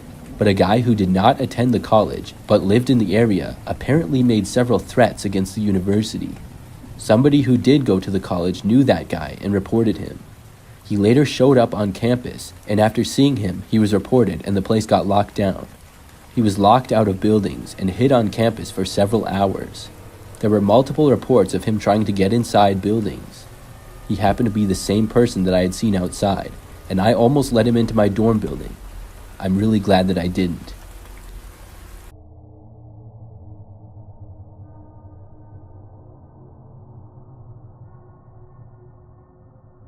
This happened when I was in high school. It was my sophomore year, and this was during the first semester. I remember that I was sitting in my history class, and we were just watching a documentary. That's what we did most of the time in that class. So right in the middle of it, the door to the classroom opened, and this random student walked in. She said my name, and she was holding what appeared to be a pass in her hand. So I got up from my desk and walked over to her. When I took the pass from her, it was for me to go to the library. I was confused at first because I was not aware of why I had to go to the library, and I had not been expecting to get any kind of pass at all that day. I showed the pass to my teacher, and then he said that I could go. So I left the classroom and headed out into the hallway. Now, class was about halfway over at this point. The library was basically on the complete other end of the school and was usually very quiet. So I remember walking there, and maybe 2 or 3 minutes in, I heard over the school speakers that we were having a lockdown. Right when I heard this, I wasn't sure what to do. I could try to go to the library, or I could try to go back to my history classroom. It would be a couple of minutes either way. I decided to go to the library. But as I was walking, maybe 30 seconds later, I saw a classroom and I knew that one of my friends was in that class. It was also a teacher that I had later on in the day. So I had the idea to stop and go to that classroom. When I went to the door, I knocked on it, and the teacher was very quick to open the door and let me in. Then I joined that class in huddling towards the back corner of the room. The lights were off, and things were really quiet for the most part. There was a little bit of whispering, and nobody seemed to know what the lockdown was about. However, about 15 minutes later, there was another knock on the classroom door. I think most of us in the room got nervous when we heard it. The teacher went to the door, and soon opened it up. I heard the voice of our vice principal. Then I heard my name get called. I was very surprised and confused. I got up and walked over to the teacher and vice principal, and she told me that I was not in trouble, but I had to go to the office. Now, at this point, even though I was told I wasn't in trouble, I was nervous. We went back to the offices where the principal was and stuff. Then, a very short time later, the lockdown was ended. When I went into the office, I was told some shocking news. Apparently, there was a man inside of the school who didn't work there, and he was the reasoning for the lockdown. But also, the pass that I got from the library was not real. The man somehow walked right into the school and was wearing somewhat professional clothing. I guess that he blended in, and most people must have just assumed that he was a sub or something. He found a kid walking down the hallway who was a teacher's aide, and asked her to deliver the pass to me. He had handwritten the note himself for me to go to the library. After the kid delivered it, the man was waiting around the library for me.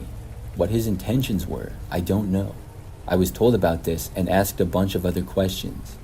Eventually, after almost an hour, I was picked up by my mother and brought home. The man had been caught by police after they found him near the library. I had never seen him before, and I had no idea what he was doing. But apparently, he must have seen me if he knew my name and stuff. It still gives me the creeps to think about.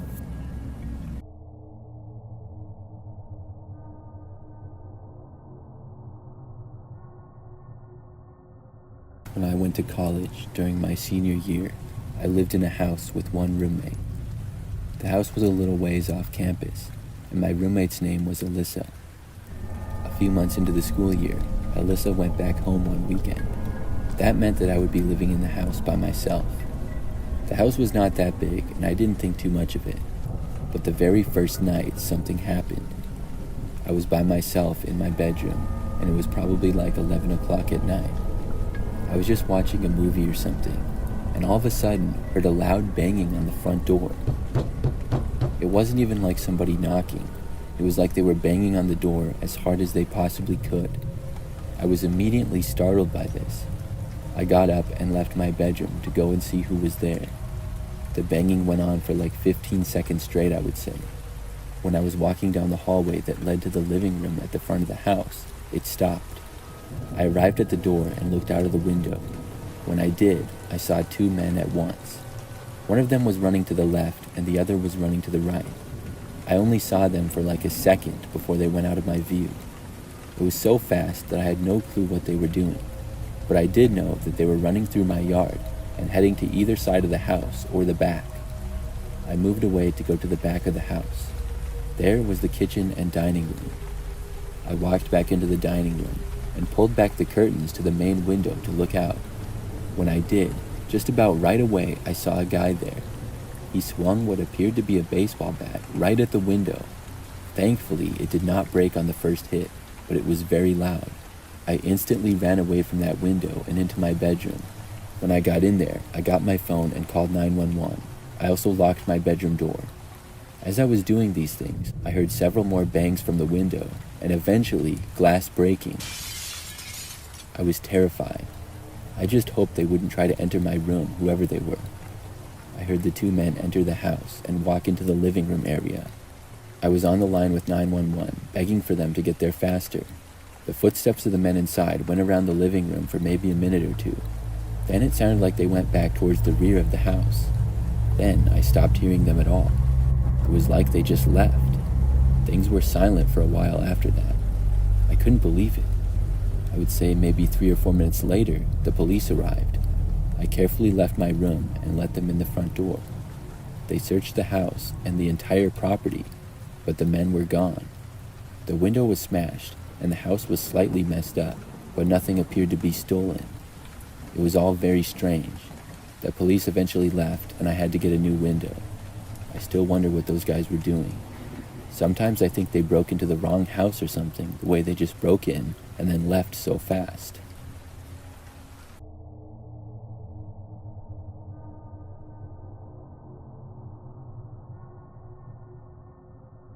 My senior year of college, I lived in what I would describe as a typical college house. It was old, sort of run down, had 2 stories and an unfinished basement. I was renting it with one other roommate, a girl named Katie who I had met my freshman year. We had become pretty good friends and shared a dorm our sophomore year of college. So one time, Katie went home for the weekend to see her family. She left on Friday and was going to be gone until Sunday night. On Friday night, I went out with some friends. We would go out on weekends all the time, but this time I had to be up the next morning because I had work, so I decided to try not to stay out too late. Everything about the night was normal, and I returned back home at probably about 11 p.m. When I got home, I went upstairs to get ready for bed. Maybe 20 minutes or so after I got home, there was a knock at the front door. It had to be one of my friends or something because of how late it was. The neighborhood was pretty standard for being about a mile outside of a college campus, and was pretty quiet usually. I walked downstairs and went over to the window to look to see who was there before answering the door. I had a sort of weird feeling about it right from the start though. Maybe it was because of the fact that I was alone, or maybe because if it was a friend, they probably would have contacted me first. They would have texted me or called me before just coming over. When I looked out the window, I saw that there was a man standing there who I didn't recognize. Now, it was really dark out, and I didn't have a great view, but I was still pretty confident that I had never seen this guy before. This seemed strange, and I wasn't going to answer the door, so I went back upstairs and hoped that the guy would just go away. He knocked a couple of more times, but eventually stopped, and I went down to check and see if he was gone. He was, and I felt better. I then went back upstairs and got into bed, but just a few minutes after that, I heard the knocking again. I went down to check, and the guy was there again. He was standing right outside the front door. There was no way that I was answering, but I did want to know what he wanted. I stayed in the living room as the man knocked a few more times. He stayed there for probably 2 or 3 minutes. Then, finally, I heard him walking away. I was just happy that he was gone again, but just hoped that he was gone for good this time. I waited around downstairs for probably 10 minutes and the guy didn't return. Then I went back upstairs again to finally go to bed. I got into my room, turned out all the lights, and got into bed. I closed my eyes, but no more than a minute later, I heard a noise from downstairs. It was the sound of our back door opening. I couldn't believe it. Instantly, I jumped up and ran over to my door. I locked it and then went back over and grabbed my phone to call the police. I couldn't really hear the guy walking around downstairs, but could just barely hear some noises. When I called the police, I went and hid under my bed. I was lucky to have a lock on my door, but I still didn't know who this guy was or what he was capable of. I was terrified. When I was on the phone with the police, I stayed on the line with them the entire time until they arrived. I didn't hear anything coming from downstairs, and I didn't hear the man coming upstairs either. It took maybe 10 minutes, and then the police were there. They entered through the back door, which was open, but did not find the man after searching the house. They also searched the property as well, but the man was never found. He must have left before they got there. I was just happy that he was gone. Obviously, I always remembered to lock the back door after that. Still, I wonder who the man was and why he chose our house.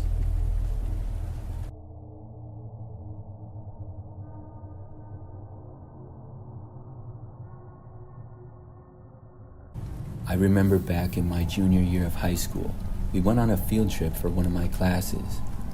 This was a field trip that took up 2 entire school days.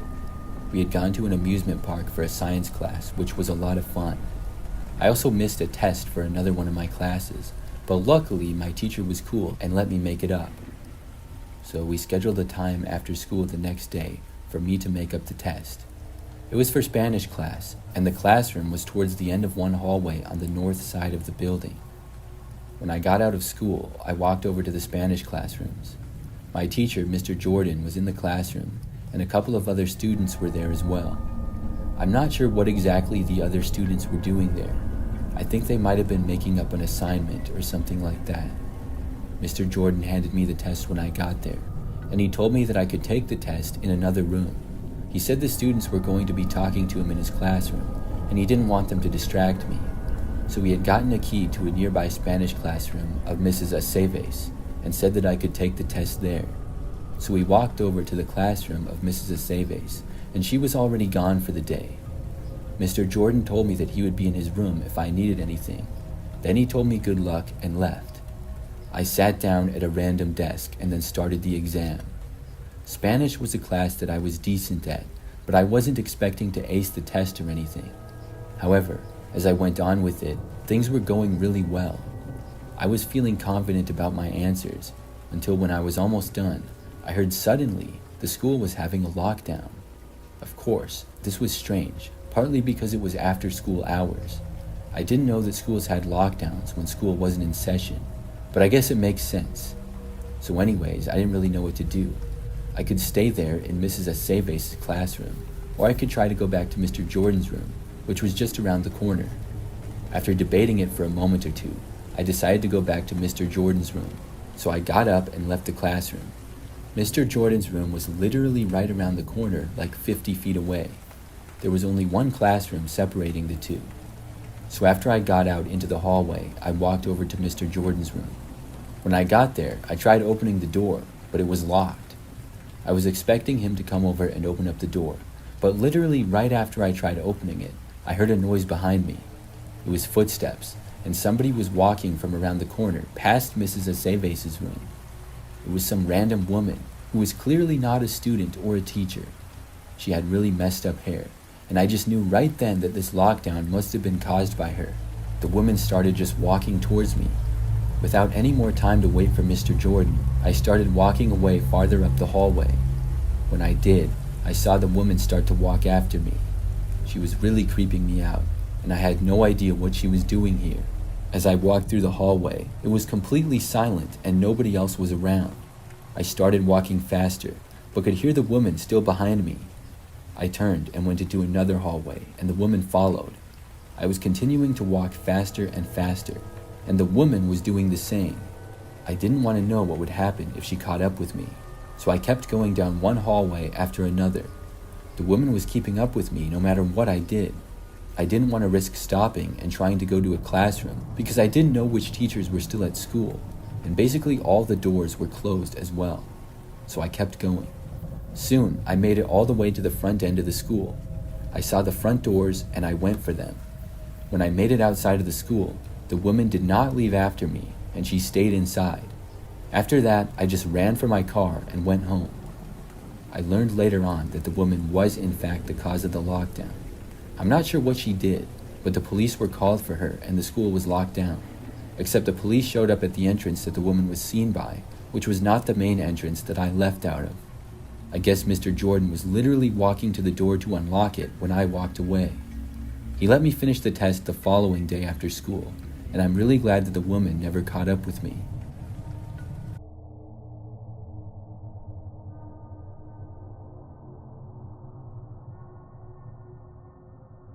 When I went to college, I went to a large university with about 40,000 students. It was a big campus, and I went there for 4 years. For some more background, I'm a female, and this happened in my junior year. It was in the fall, and had been a pretty normal school year to that point.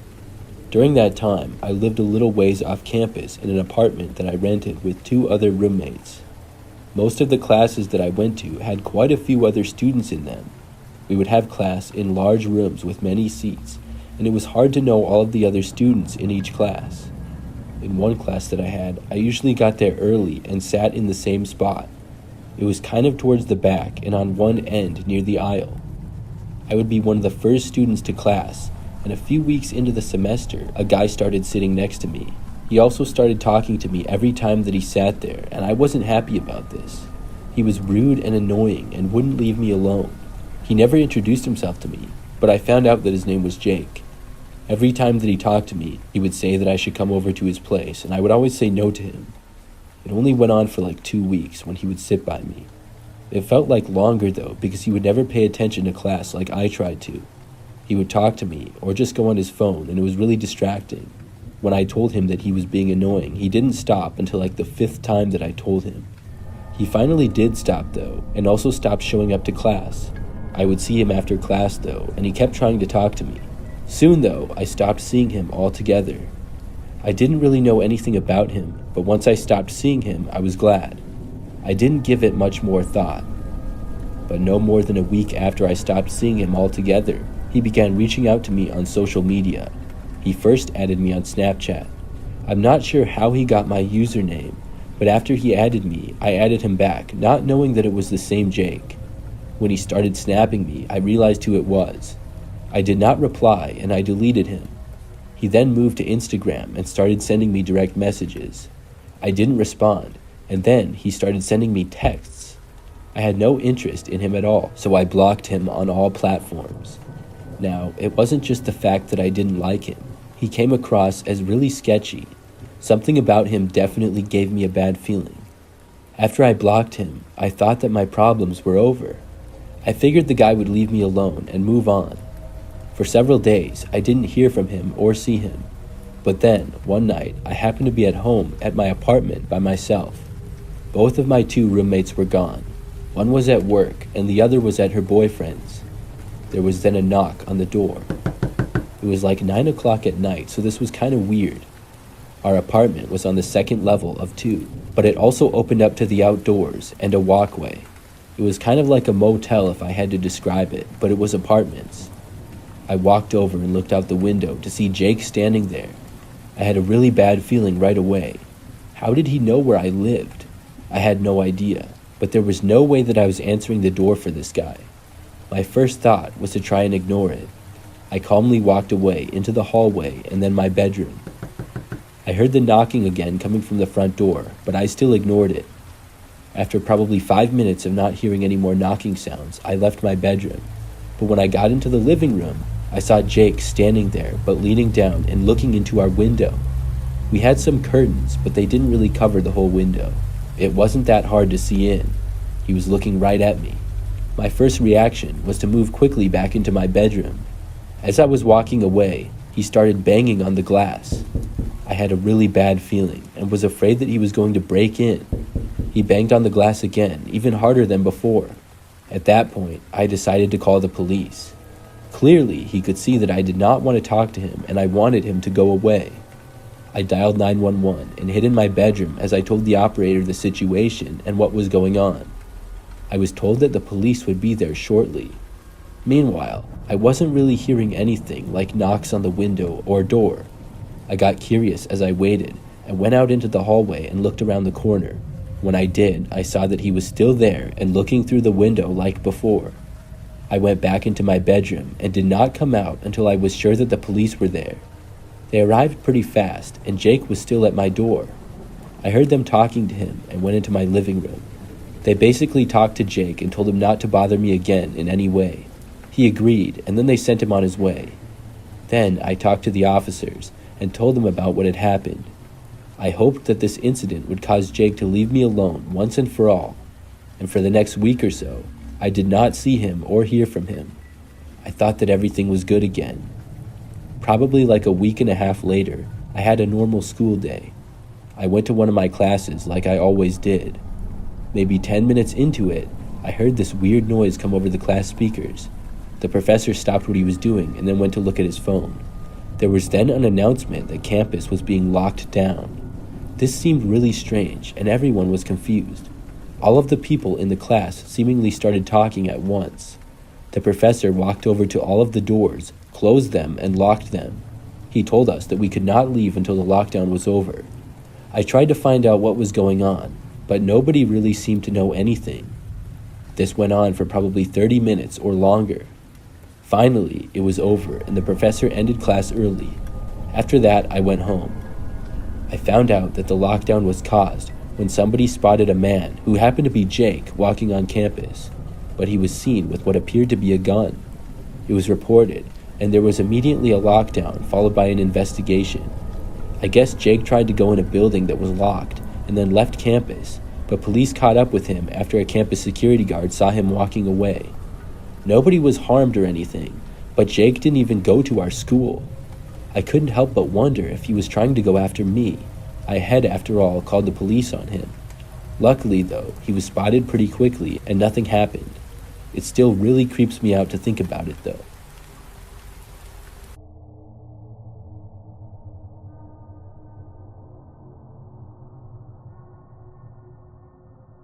A few years ago, when I was in college, I did quite a bit of studying. I took school very serious and needed to spend extra time on certain subjects. Sometimes I would go to study halls and work on assignments late into the night. I could just focus better there, and I think a lot of students had similar feelings. I would often see other people working on things late. Now, I went to a pretty large university. The campus was big, and there were a lot of different buildings. One Friday night, I went to one of the study halls that I had classes in to get work done. With it being a weekend, there were not as many people around campus at night. When I was in the building, I didn't see anybody else at all. I found an empty classroom and then went inside. Then I sat down at a table, took out my laptop and notes, and began working. This went on for several hours.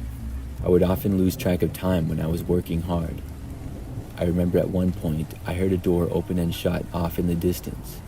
When I heard it, I just figured someone else was in the building, and I didn't give it much thought. But as I kept working, I soon heard footsteps approaching my classroom. I could see the front door to the classroom with a small window in it. I looked over and soon saw somebody appear in the window. It was a guy who I didn't recognize. He looked in and then moved away out of sight. I figured he was looking for a classroom that was empty to study or work in. I went back to what I was doing after that. Probably about a minute or two later, I suddenly heard the classroom door open up. I looked up and saw that the same guy was back. I watched him enter the room, but then looked back to my laptop. I was kind of annoyed that this guy was coming in here. Most of the classrooms in this building were about the same.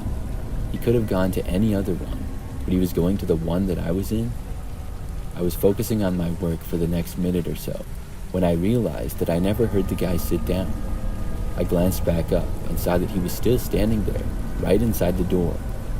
He was kind of looking ahead, not directly at me. Then he glanced over at me, but I couldn't tell what he was doing. It was creeping me out because he was just standing there. He didn't say anything at all either. I decided that I would just leave. I packed up my laptop and notes and then got up. The guy was still standing there. I asked him if he was okay, but he didn't answer me. I walked over closer to him and once more asked him if everything was all right. He finally moved and backed away from me and gave me a kind of dirty look, but still didn't say anything. Then I just left the classroom. I didn't know what to make of his weird behavior. Not long after leaving the classroom, I was walking down the hallway. That's when I heard the door opening to the classroom that I had just been in. I saw the guy leaving and starting to walk in my direction. I was really creeped out and I walked faster. He followed me all the way to the entrance of the building. Then I left, and when I was out of the building, sprinted to my car in the parking lot. I saw the guy leave the building and I drove away. Luckily, I didn't see him get into a car. After that time, I didn't study in that building late at night again.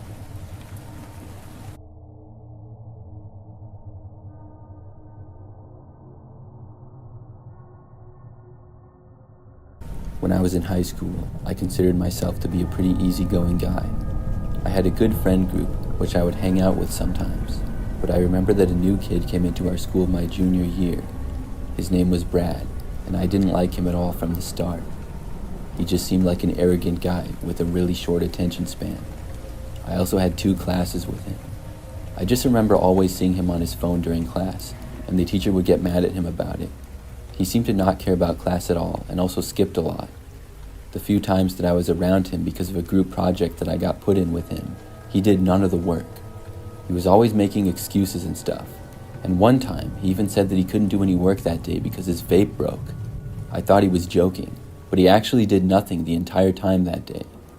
So anyways, I tried to avoid him for the most part, but he somehow became friends with some of the guys in my friend group. So I ended up hanging out with him in a group setting like twice. I didn't know he would be there, and he was being annoying the whole time like always. Literally the first time I was hanging out with my friends and he was there in the lunchroom, he made fun of my shoes. They were just average Nike athletic shoes, but a little worn. I didn't care what he thought, but it seemed like he was just trying to roast me to impress my friends or something. So clearly we didn't get along. Then we ended up actually getting into it a little bit during gym class one day. We were playing floor hockey, and I was the goalie and he was on the other team.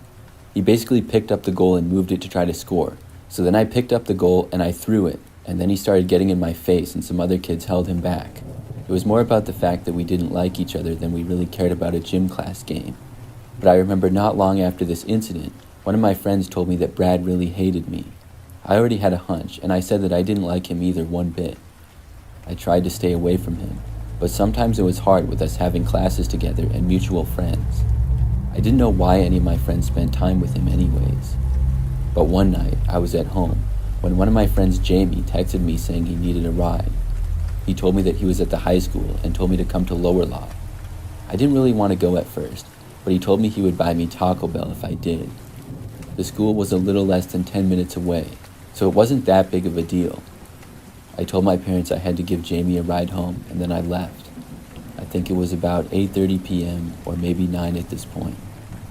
I drove to Lower Lot, which was sort of far from the school, but you didn't need a pass to park there. I pulled in and saw one other car in the parking lot. After parking in one of the spaces, I didn't see Jamie anywhere though. I texted him asking where he was. When I did this, I heard someone talking from my left. I looked over and saw Brad there. He was telling me to get out of my car. I was so annoyed to see him, but I wanted to know what he wanted, so I got out of my car. After I was out, his tone changed even more. He walked up really fast and got in my face. It was clear that he wanted to fight me, and he pushed me a little. I told Brad I didn't want to fight him, I was just there to pick up my friend. But after he shoved me, I pushed him back a little. Right after that though, I saw somebody else emerge from behind what I assumed was Brad's car. It was the only other car in the parking lot. I had no idea who this guy was, but I gathered that he was a friend of Brad. He didn't go to our school though. This guy started walking towards me and cursing me out. Now this wasn't fair. If Brad wanted to fight me, that's one thing, but don't bring your friend so it's 2-on-1. I asked who this guy was, and Brad's friend then came up and shoved me. I took one swing at Brad, and then his friend went around and hit me from behind. I fell to the ground, and Brad kicked me in the leg when I was down. After that, I got up as fast as I could and started running off. They immediately started chasing after me. I was a lot faster than they were, though. I ran into a grassy area next to the high school and then off school property into a woods. The entire time I heard them chasing after me, but I was pulling away. After running into the woods, it got very dark. I couldn't see much, but I kept going through trees and heard Brad and his friend reach the edge of the woods. The woods was getting pretty thick, and they called for me to come out, but did not seem to enter the woods themselves.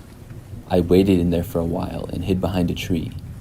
After about 5 minutes, I left the woods and didn't see them. I'm not sure where they went, but I went back to the parking lot and both cars were still there.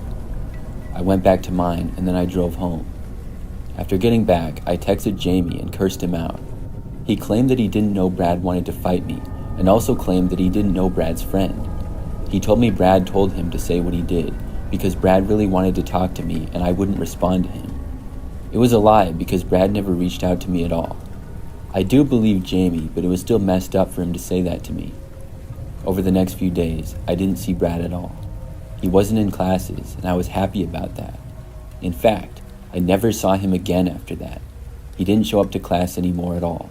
I'm not sure if he just kept skipping class until he got expelled, or if he changed schools again.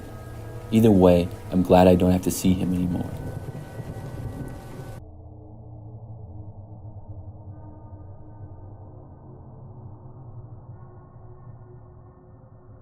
Last year, I was a freshman in college. I lived in a dorm by myself. I enjoyed not having a roommate because I had more space to myself and could come and go as I pleased. The dorm building was very old and I lived on the 4th floor. My hallway was almost all people without roommates, so it was pretty quiet most of the time. One night, I was doing some studying late at night at my desk. At about 11 p.m., I turned off my lamp and decided to go to bed. But right after I turned my light off, I heard a noise come from the corner of my room. I turned my light right back on. It was my water bottle falling off my dresser. I was so confused as to how this could have happened. It couldn't have been the wind because my window was closed. I went over and put my bottle back on the dresser and then went to go brush my teeth. When I came back, the bottle was on the floor again. I was a little bit creeped out. I moved the bottle and then got in bed to go to sleep. Just when I was getting really relaxed and about to fall asleep, I heard my doorknob being turned. I looked up to see the door being opened slowly. Now I was extremely creeped out. I had locked the door like I always do when I got back. I walked out and looked into the hallway. It was empty. I went back to my room and shut the door and turned all of the lights on. I wasn't able to fall asleep for about another hour. The next day, I told some of the guys that live on my floor what happened, and they said that some similar things have happened to them. The college campus I live on is very old and is said to be haunted. I have always been skeptical about that sort of stuff, but what I witnessed I have no explanation for.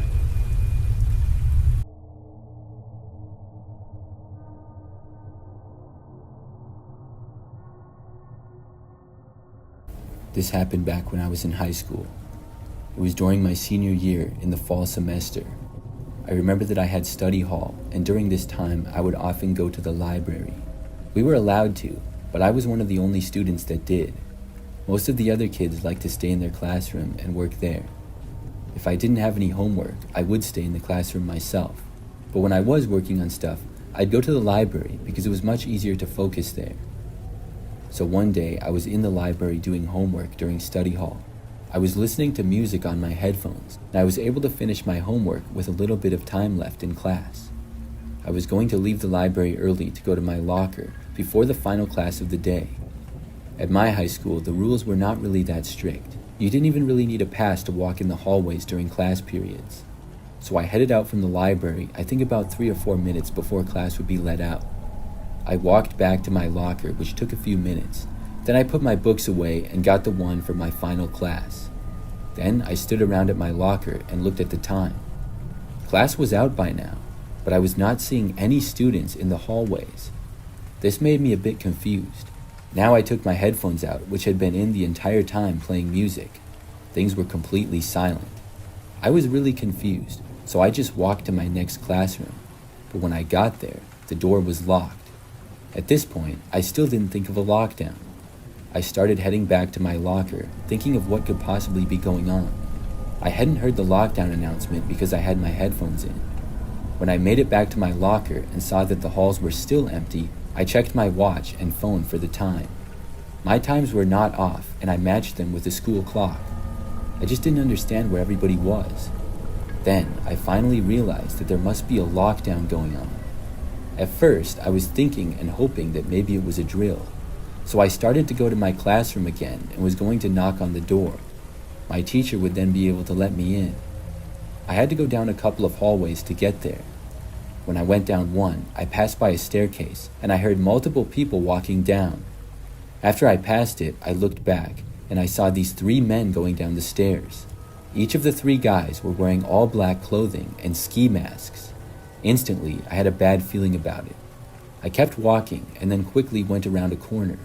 But when I did, I looked back for a moment and saw the 3 guys looking in my direction and starting to walk towards me. They were a long ways back, but this was still terrifying. At this point, I could only assume that the school was locked down because of them. I quickly went around the corner and just hoped that the guys wouldn't follow me. But as I made it to the end of that hallway, I looked back. I thought for a moment that I was good. But then I noticed all 3 of the men walking around the corner and coming towards me. I was terrified. I started walking extremely fast to the end of the hallway that I was in. When I made it towards the end though, I recognized a classroom. It was one of a teacher that I had previously had who I knew pretty well. It was a risk to stop, but I decided to. I started knocking on the door extremely fast. I also called out the teacher's name. For a few seconds, there was nothing.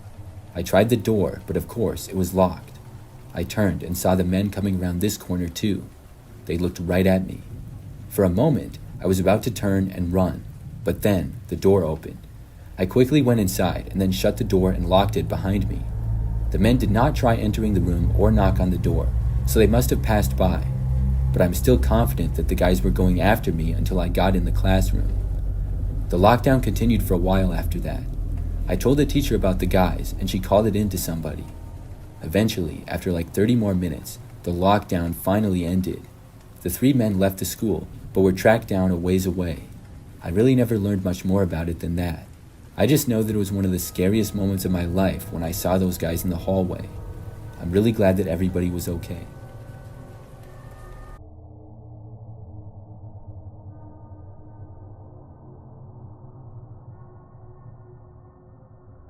I'm a female, and this happened when I was in high school. My friends and I used to like to go to the high school football games on Friday nights. We would watch our friends play in the game, and there was a really large student section in the bleachers. It was always a good time, and then I would often hang out with my friends afterwards. One time, I went with 2 of my friends to a high school football home game. Where I'm from, the high school football games are always a huge deal. Just about the entire city shows up, and it's always packed. Plus, our team is usually pretty good. We got there early and went into the student section. During the game, we mostly stayed there, but a couple of times we got up and walked around. It was very crowded. After the game, we hung around for a little while, and then we were going to leave to go to one of my friends' houses. Then we were going to spend the night there. She lived about 10 minutes away from the school. I was driving, so we got into my car and then started to leave. There was a lot of traffic and a big traffic jam. It took probably 10 minutes just to get off of the main street. Once we were, though, it was smooth sailing, but we noticed that there was a car driving right behind us. When we turned, the car turned after us. We automatically assumed that it was one of our friends from school being funny. None of us could tell who it was, though, because it was dark out. We were trying to guess, but I honestly didn't recognize the car at all. It was just a normal sedan, but kind of small and was black. It stayed behind us for a while, and then we turned, and it turned right after us. It continued to stay right on our tail until we arrived on my friend's street. I drove to her house and pulled over on the side of the road in front of it. The car pulled over behind us. I was actually really surprised that the car followed us all the way back. We were all still convinced at this point that it was a classmate though. High school kids will do some crazy things sometimes just for a laugh or whatever. So after we parked, we started to get out of the car. I remember getting out and starting to walk over to the car to see who it was. But then the driver's door opened and I saw a man start to get out. He was no high school kid. This guy was at least 30 and I had never seen him before. Suddenly, I had a really bad feeling, and I think the rest of my friends did too. Instead of trying to run inside or anything, all three of us got back in my car at once. The guy was still walking towards us. I locked all the doors, and the man arrived at one of the back doors and tried opening it. When he did, I slammed my foot on the gas and drove away. My friends told me that he was going back to his car and to hurry. I drove about as fast as I could on that residential road. I went around a corner, and then there was this park with a path through it. I slammed on my brakes, slowed down, and then turned onto the path. It was not a street, and cars were not supposed to go on it, but it was wide enough that one could. I don't know how I got this idea, but I just did, and I drove down the path. The park was not very big, and obviously nobody was there with it being late at night. I cut through this path to the other side where it connected to a street in another nearby neighborhood. Then I took a left, and we could no longer see the guy. He would have no idea of where we were going at that point. I drove back to my house after that, and we hung out there for a little while until finally we went back to my friend's place. That made for the craziest high school football game experience I ever had.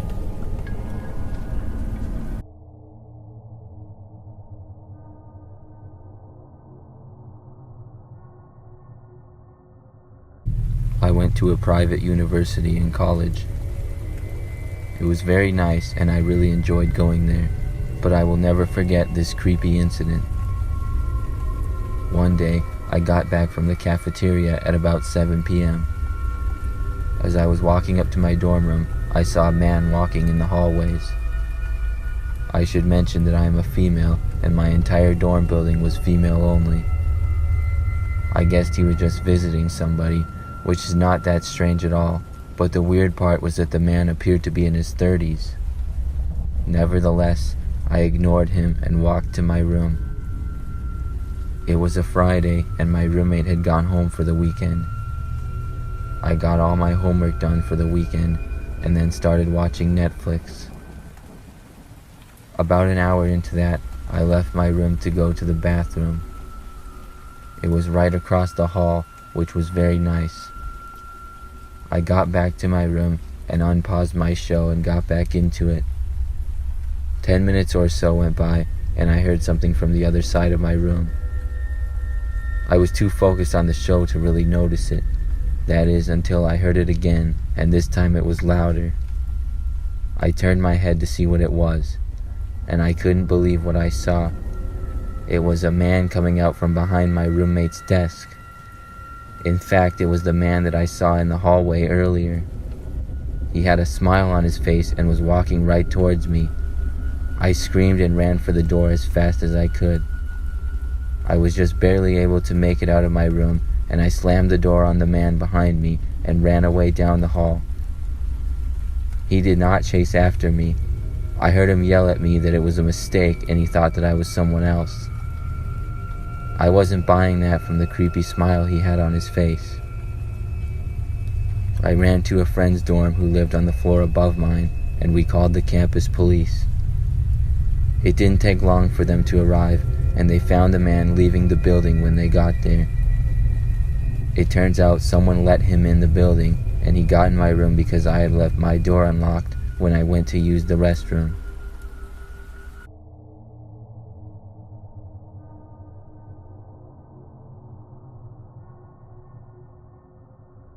This story happened several years back when I was in college.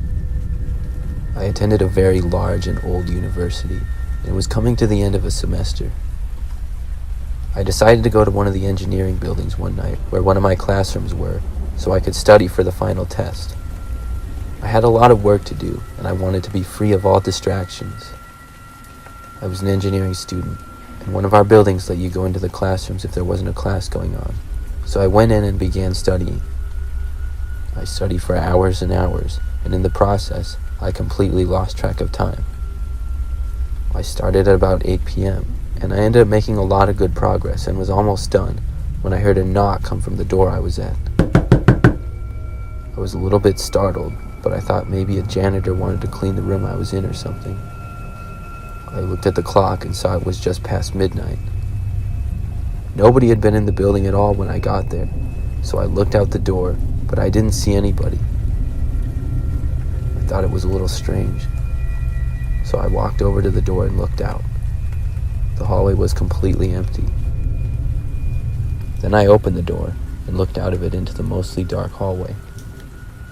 Then, as my eyes looked to the end of the hall about 50 feet away, I saw a man's head peeking out almost sideways from around the corner. He was smiling at me in the creepiest way. He looked to be at least 40 years old. It was a very creepy sight, and the way he was smiling with his eyes so wide at me, he looked to be completely insane. Then, he slowly stuck his head out farther and farther from the corner, and I saw that he appeared to be wearing a suit and a tie. It just seemed so odd and creepy. He kept his eyes locked on mine for a good 5 to 10 seconds. Then, he suddenly jolted back behind the wall where he was. I had no interest in staying in that building any longer. I quickly went back into the classroom and gathered my things into my backpack. I walked out into the hall and made sure that the man wasn't there. I walked as fast as I could down the hallway and out of the building. Once I got outside, I felt much safer. I started walking quickly through campus to get back to my place, but before I got too far away from the building, I turned around and looked back at it. I saw on the second floor front window, the man was there. He was looking at me with the same creepy smile and wide eyes, and slowly waving at me. I turned and ran all the way back home. Every time I had to go back to that building for a class after that, I was always a little creeped out. I never went back to that building at night again.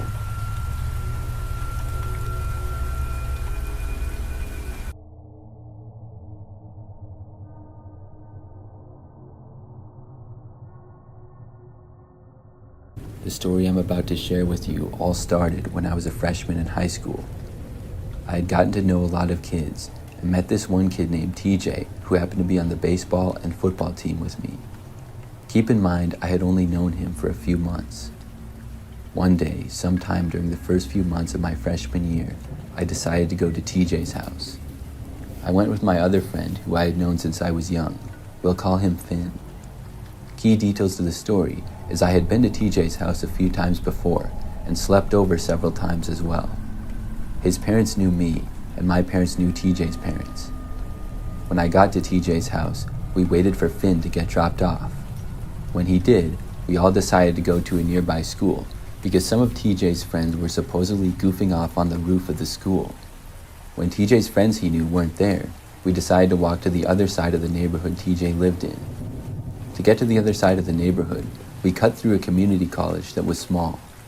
At this point, I did not know where we were going and asked TJ, but he didn't give me a response. My phone was about to die, and I told TJ this, and he said that I could charge it later.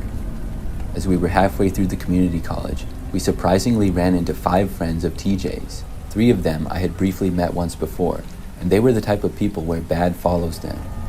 The other 2 friends of TJ's were kids I had never seen before or met. I asked TJ where we were going, and he said one of his friend's house.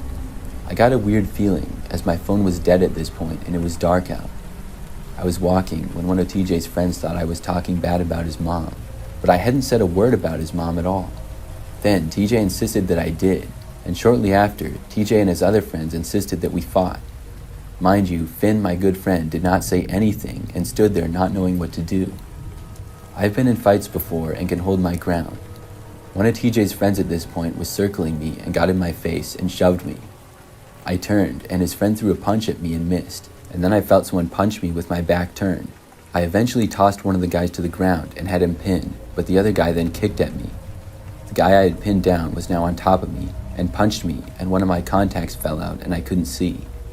I finally got up and was bleeding from the eye when TJ and 2 of his friends insisted we go round 2 and started placing bets. I finally walked away, and as I was, TJ took a photo of me, and somebody else I guess had a video of the fight. Later on, it got passed around everyone on the baseball team, and everybody was angry at TJ for not helping me. Anyways, we eventually walked back to TJ's house where Finn's mom was waiting to pick him up. The parents found out I was in a fight, but was more worried about TJ than me, and I was bleeding.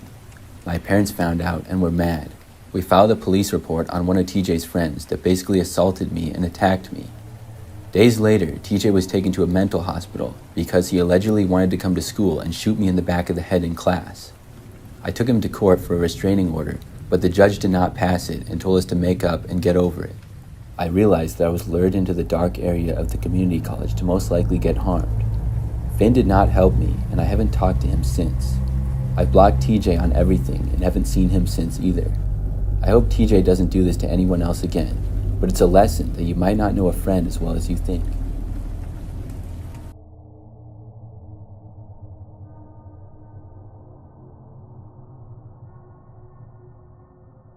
When I was in high school, I played football and baseball. During the wintertime, I would be in before-school weightlifting. This particular story took place my sophomore year. One day, my mom dropped me off early at about 6 o'clock in the morning. Our lifting went from 6:30 to 7:30, so it was a very early day for me. I went in the entrance that I always did, which was on the east side of the school. It was the easiest for my mom to just drive up and drop me off at. It also happened to be the complete opposite end of the school from where the gym was, so when I walked to lifting, it would always be very quiet. On this day, however, when I passed by the social studies hallway, I noticed that the teacher's lounge light was on and I could see right in. That was rare because the lounges had blinds that were almost always down and I had never really seen into one. It got my attention, so I walked over to the window and looked inside. I saw a few couches and a microwave. Typical stuff, but then I saw a man in there. He wasn't a teacher from our school though. He was facing a bookshelf and appeared to be looking through the books, but by the way he was dressed and the looks of him, he didn't seem to be a teacher or a high school worker. He was wearing just a t-shirt and jeans and didn't look very well put together. Still, I was tired and figured he must work for the school or something, and I went on with my walk to lifting.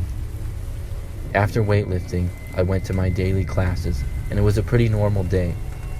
That is, until second hour, when out of nowhere, we got an announcement over the school intercom that we were on a lockdown. I was in English class, and the teacher locked the door and told us all to remain seated. None of us knew what was going on, and we all asked a lot of questions, but couldn't get a clear answer. Things grew very quiet, and I could tell by the look on my teacher, Mrs. Anderson's face, that it was serious. She ended up turning off the lights in our classroom. There was only about 15 kids in my class, and probably 400 in the whole school, so we knew this had to be fairly serious. We remained seated and were completely silent for what felt like a long time. At one point, we saw the silhouette of a man walk in front of our door, but couldn't tell who he was, and then he walked away.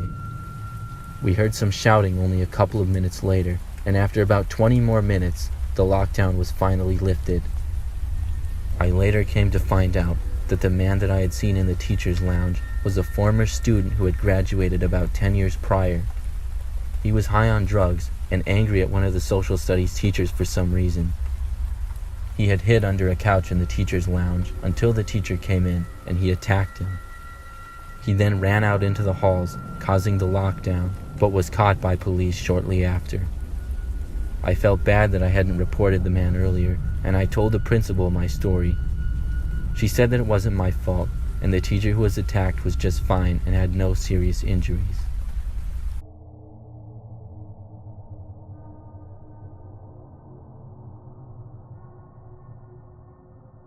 I had one really scary experience during my time in college. It happened during my sophomore year.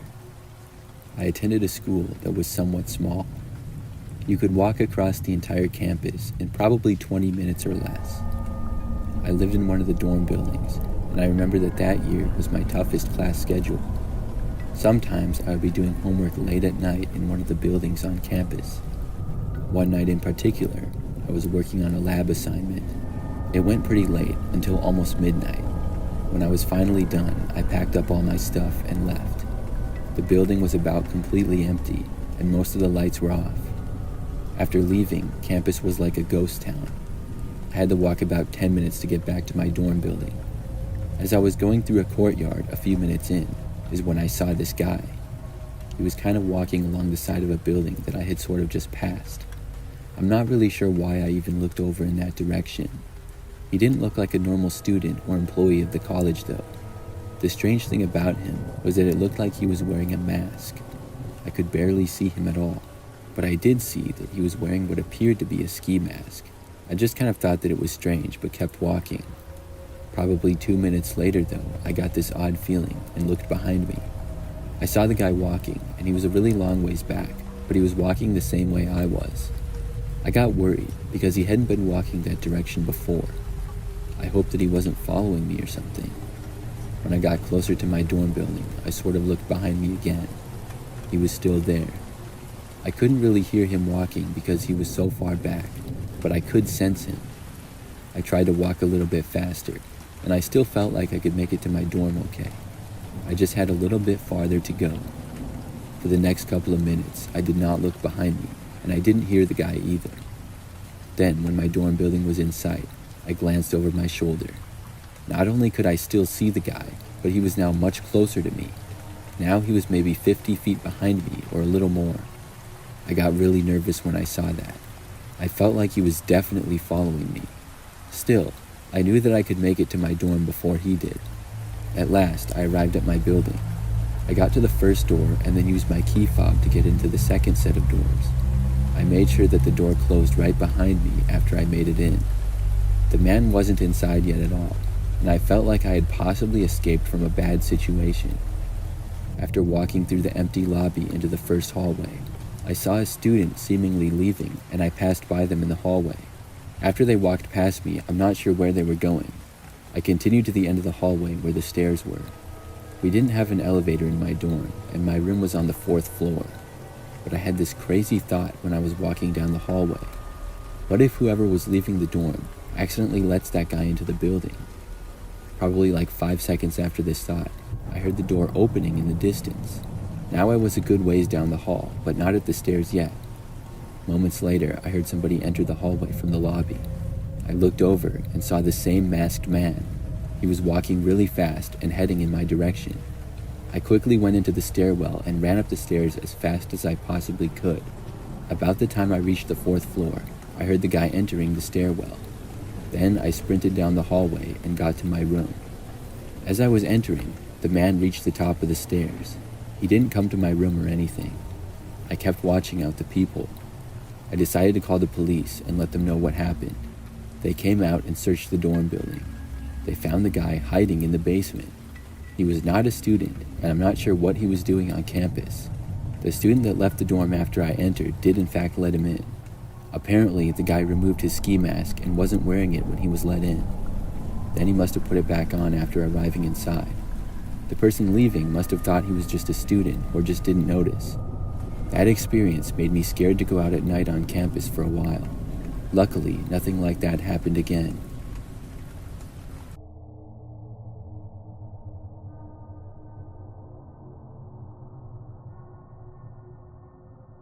I remember back when I was in high school, during my junior year, a new kid joined 2 of my classes about midway through the semester. It was the first semester of the school year, and out of nowhere he was just in my class one day. His name was Justin, and he sat next to me in one of the classes because there happened to be an open seat. I didn't really know where he had come from or why he had suddenly started going to my school, but as the semester went on, I sort of became friends with him. We didn't really have much in common, and he seemed a little bit weird, but we did sit next to each other in a class and also had the other class together, so he would often talk to me during class, and we would sometimes talk in the other one as well. Overall, I never knew him very well. I did ask him a few questions about himself. For example, I asked him what school he had come from before my high school. I also asked him if he had just moved to the area. He named a school that I had never heard of before, and said that he had recently moved there. But aside from that, he didn't really share much about himself. Still, I was friendly with him, and I didn't mind talking to him here and there. He did get a little bit annoying though, because during the class where we sat next to each other, he would make a lot of comments. I figured that I might be one of the first people that he met in our city though. After probably like 2 or 3 weeks of him going to the school, he invited me to hang out.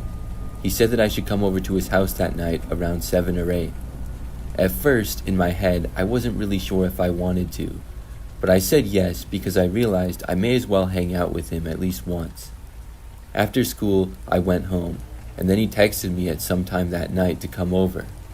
He gave me his address, and I got directions to go there. I had a car at this point, and I drove to Justin's house, which took maybe 10 minutes. He lived in a neighborhood that was not the greatest, but had a lot of smaller houses in it. I parked and then texted Justin that I was there. He did not respond right away, so I got out of the car and then walked to the front door and knocked on it. There was no response for at least a minute. I texted Justin again, and he told me to come inside, so I opened the door, which was unlocked, and then went in. After getting inside of his house, at first it seemed like nobody was home. Basically all the lights were off, and I did not think that his parents were there. I called out saying hi, but didn't hear anything back at all. But there was what appeared to be a door leading to the basement that was open a little. So I took a couple of steps inside of his house, and then I started to hear a noise. It sounded like a TV or maybe a video game, but I could barely hear it, and it was coming from far away. When I got closer to the basement door, I realized that's where the sound was coming from. I figured Justin must be playing video games down in the basement because I knew that he liked to play COD. I started heading down the basement stairs. The farther down I got, the louder the noises were, and I knew Justin had to be there. However, it was completely dark down there, and I literally could barely see anything. I didn't know where the light switches were or anything, so I just followed the sounds. Soon, I made it to the bottom of the stairs and headed to what looked like a hallway. I could only see some edges of the walls. As I was walking over there, I loudly asked Justin where he was and said that I was there. But I didn't get a response, which seemed kind of weird. A few seconds after that, as I was walking, I suddenly felt myself getting shoved from behind. I was pushed so hard that I fell forward onto the ground. After falling down, I heard some laughter from whoever pushed me. I looked, but it was so dark that I couldn't see who it was. They also quickly moved away, and I started to get to my feet, but then I was pushed again from behind. Then, when I was down, I got kicked in the legs. I heard more laughter from whoever this was. I quickly got to my feet again, and this time ran away to try to go back to the stairs. I heard somebody else moving down there, and I tried my best not to run into anything. I never thought to take out my phone and use it for light or anything, but I also didn't really have much time for that. After running back towards the stairs, I was luckily able to make it. I sort of tripped over the first part of the stairs, but I caught myself. I then ran up and left the house. I ran all the way back to my car and then drove home. I texted Justin when I got back, asking him what on earth that was all about. He didn't respond though. The next day was a Saturday, so we didn't have school, and the following Monday he was in class. However, I did not feel like saying anything to him and just ignored him, and he did the same to me. Normally he would talk to me and was borderline annoying because I didn't really have much interest in many of the things he would talk about. This day he said nothing at all, and it remained that way for the next few days as well. And randomly after that, he just wasn't in class anymore. He must have changed schools again or something, and I never saw him again. I still wonder what went on in his basement. I believe that was him pushing me, and it makes me angry. I'm glad that I was able to get away though.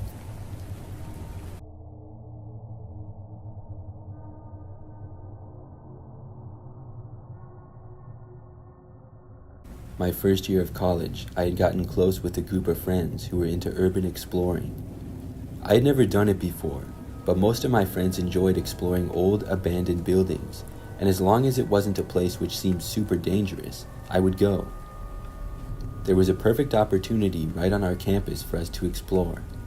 An abandoned, rundown theater building that had been there for many years was finally getting demolished in a few months. My friends decided that they wanted to check it out before it was gone. The 5 of us who were going to explore that night left at midnight for the theater. We found some small back doors, and after a couple hard pushes on the door, it burst open and we had our way inside the theater. I have no idea what year this theater was built or when it was abandoned, but it was in pretty bad shape. There was a ton of junk everywhere. The audience area was filled with old theater props and other storage items, which is what most of us spent our time exploring. One of our friends, I'll call him Jake, had wandered over to the storage area. The stage had multiple gaping holes in it, and we warned Jake to be careful up there. Suddenly, we heard a loud cracking coming from the stage. We looked over to see that a large portion of the stage had caved in and fallen, taking Jake down with it. Racing over towards the edge of the stage, we were all relieved to see Jake standing up, brushing dust off himself, as he appeared uninjured. He had fallen about 10 feet, down into a hallway below the stage that had doors leading to multiple dressing rooms and storage rooms. Before we could even ask Jake if he was okay, we heard a loud banging echoing throughout the whole lower level of the theater, shaking the walls. We watched as a figure sprinted out into the hallway and out a door into the night outside the theater. I was freaked out and ready to call it a night, but the others wanted to explore the dressing rooms down the hallway. I followed the group and we checked room after room. Eventually, we opened a door leading into a room, and Jake was the first person to peek his head inside, and he turned around gagging. Shining our flashlights through the door of the room, it revealed a makeshift bedroom setup with a rickety old wooden bed and some chairs and other random items in the room. On the ground, there were remains of dead animals that could be seen, mostly squirrels and rabbits. The smell flowing from the room into the hallway was horrid, and we quickly closed the door and we finally all agreed on heading back home for the night. We left through the back door, the same way we had seen the figure run earlier, and could see their footsteps in the snow retreating away from the theater. I'm sure they were hiding out there somewhere waiting for us to leave the theater. The old theater got demolished a couple of months later. I wonder to this day if that critter-eating dweller had moved on to somewhere else nearby or on the college campus.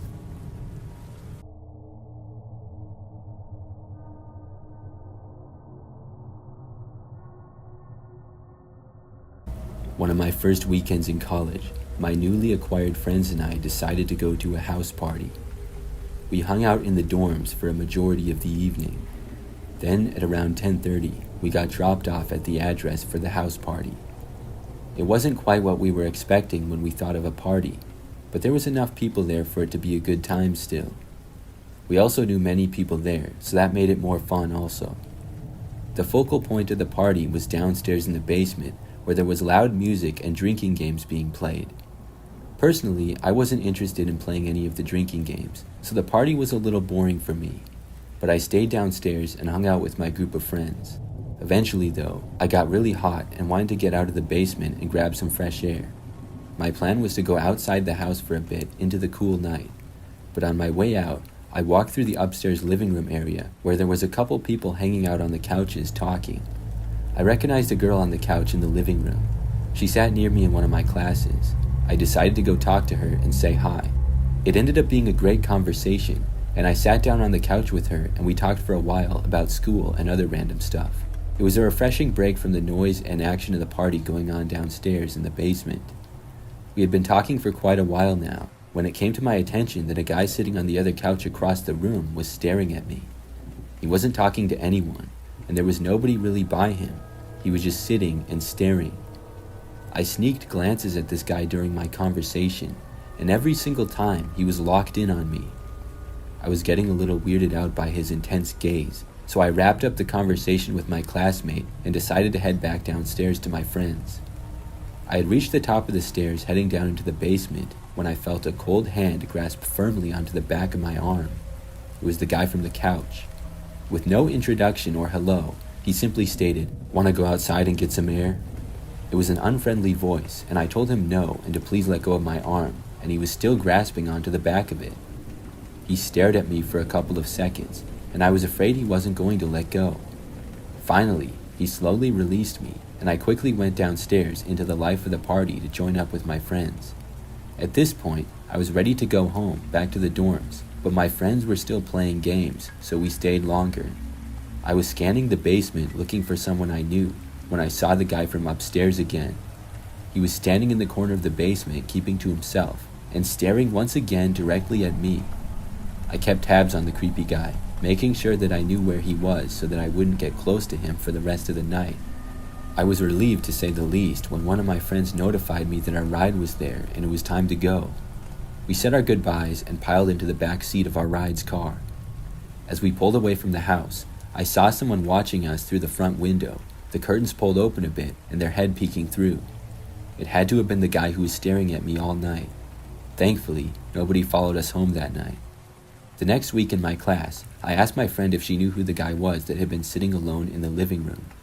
She said she had no idea, but he had been sitting on the couch the whole night by himself, not associating with anyone. That guy had made my first party experience in college extremely creepy, and I watched out for him for the rest of my time at college, but I never saw him on campus or in any classes either.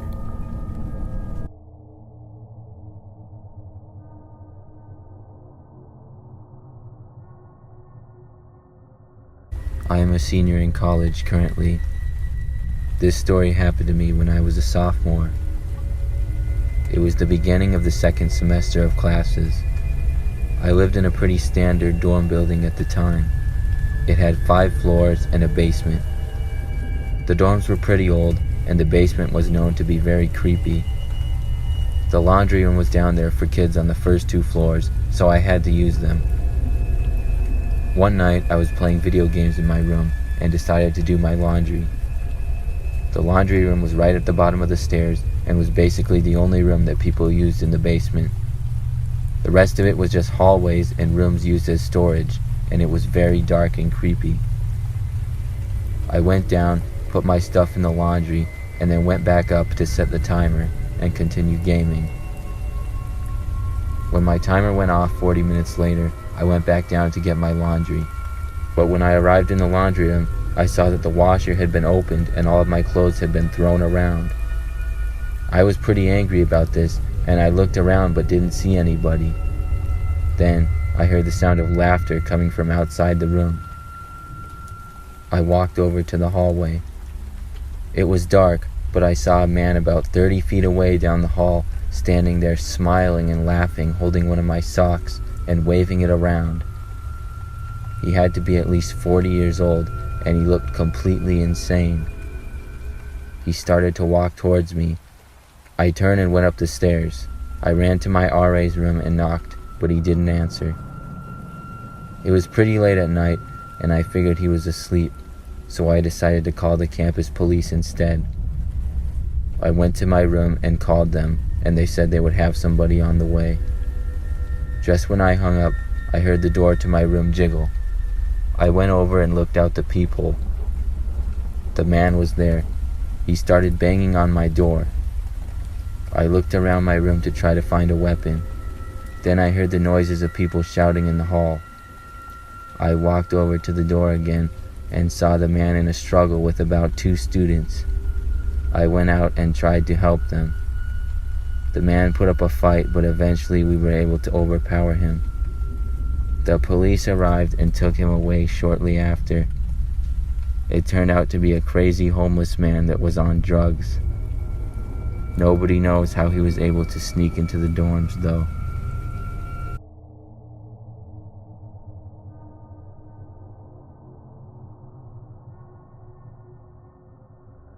I'm going to tell you about my scariest memory of college. I went to college about 20 years ago, and this happened during the first semester of my freshman year. It was nighttime, about 9 p.m. I was in my dorm, which had 6 floors of rooms and a few lounges here and there. I lived with my roommate, who was a pretty cool guy, on the first floor. On this night, I had to print a homework assignment, and the only printers were downstairs in the lobby, so I went downstairs to take care of that. When I got down there, I saw a man standing in the doorway. Outside. I noticed he looked much older than most of the college students. That is, until I saw the pizza in his hand and realized that he was a pizza man. It was pretty common for college kids to order pizza to the dorms. He waved at me and I shook my head to say no, I was not there for the pizza. But then he knocked on the door and urged me over. I went to the door and opened it. I told him that I didn't order pizza. He said that was fine, but the kid who ordered had him delivered to his room and he needed to get in the building. I know how strange that sounded looking back, but I was much younger then and I didn't think much of it at the time. He walked away and I went back to printing my assignment. Once I finished, I went back to my room. My roommate and I hung out and played some video games until about 11 when we got tired, so we shut out the lights to go to sleep. I awoke sometime later to the sound of our doorknob being twisted. I was confused and I looked at my roommate's bed to see if it was him. He was still sleeping. I decided to try to ignore the sound and go back to sleep, but it didn't stop. After a few minutes, I started to get concerned. I got out of bed to look out to see who it was. Then I saw it was the pizza man that I had let in the building. I had no idea why he was trying to get in my room. I went over to wake up my roommate. I shook him and he was very confused at first. He sat up and just then our door opened up. The man started to walk in, but looked surprised to see us both awake. My roommate shouted at the man to leave.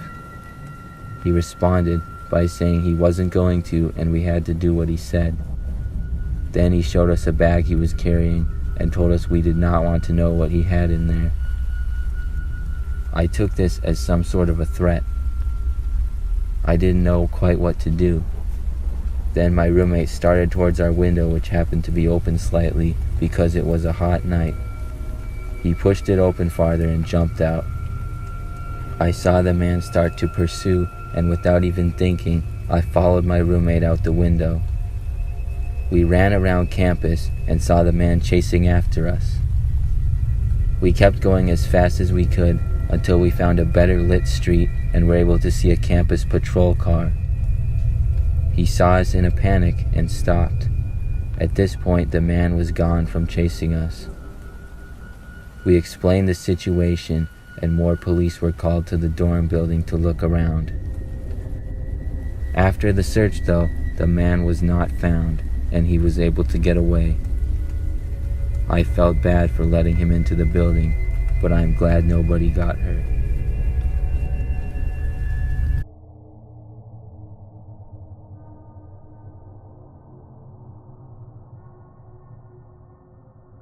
This is something that happened back when I was in high school. I'm a female and was a senior during this time. School got out every day at 2:40 p.m. During this time, for about 10 minutes, it would just be crazy on campus. The school was fairly large, and everybody would be scrambling to get out of there. The locker commons and hallways were very crowded, and then everybody would leave the school. But one day, I was able to leave school early. I was in an advanced class during the final period of the day, and it only had about 15 students in it. We had a really big test that day, and that was the only thing that we had. When we finished, our teacher said that if we drove ourselves to school, we could just leave. Most of the time, even if there was nothing to do in class, in high school the teacher would not let you leave until the bell. So this was really nice, and I got done with my test about 10 minutes before the class would normally get out. I left the classroom and then went to my locker. Then I walked out to the parking lot. During this time, I parked in the main students' parking lot, which was at the west end of the school and also sort of behind it. After leaving the school, I was walking to my car, and it was strange to be leaving without tons of other people around. Normally, there was hundreds of kids going to their cars, and there would be a traffic jam to leave campus. But now I could actually take my time. I remember looking around, but when I did, I noticed something a little weird. There was a small wooded area at the back corner of the parking lot behind it, and there was a man standing there to the side of a tree. He was looking in my direction, and he was wearing sunglasses. It looked pretty strange, because it seemed like he was coming out of the woods. The guy was too old to be a student as well. I looked back to him, and he then moved behind a tree and out of my sight. I continued to my car and then got inside and drove home. I didn't think much more about it after that.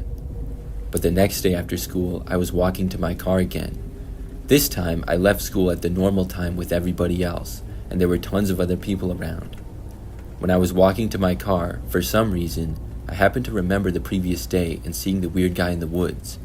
Maybe it was just because I was walking to my car again, but I decided to look over to the woods once more, thinking there was no chance that the guy would be there again. But he actually was.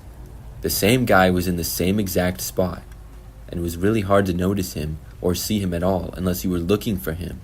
He was halfway behind a tree. I was wondering who on earth this guy was and what he was doing. I kept looking at him as I walked to my car, and the guy seemed to actually be looking at me. Soon, though, he disappeared behind a tree again. After that, I continued to my car and drove home. It was really strange, but I didn't think too much more about it until the next day. This time, when I was leaving school, I knew to look to the spot, but I didn't see the guy this time.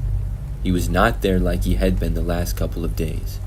The next strange thing to happen was when I left school to drive home, maybe 2 days after that. I was driving back and noticed that this one car followed me almost the entire time. I didn't notice it until maybe about halfway. There was a smaller black sedan that was driving behind me, not really close or anything, but the car did stick with me going into the area where I live, which was normally very quiet. I lived in a large neighborhood, but it was also a very quiet neighborhood. I had to make several turns in the very residential area, and we were the only 2 cars on the road. I looked back and noticed that the driver was wearing sunglasses. Could this be the same man? I didn't know, but it did seem strange. At my street, I turned onto it, and so did the car following me. I wasn't sure what to do at the time. I just drove to my house and pulled into the driveway. Luckily, the car did not pull in after me, and it kept going. I was very relieved. I went inside after that. For the next few hours, things went by pretty normally. That evening, though, I was in my bedroom sitting at my desk. There was a window in my bedroom which looked out to the front yard and to the street. I remember noticing that there was a guy walking down the street. It didn't take long until I recognized him. He was wearing sunglasses, and it appeared to be the same man who was at my school and probably followed me home.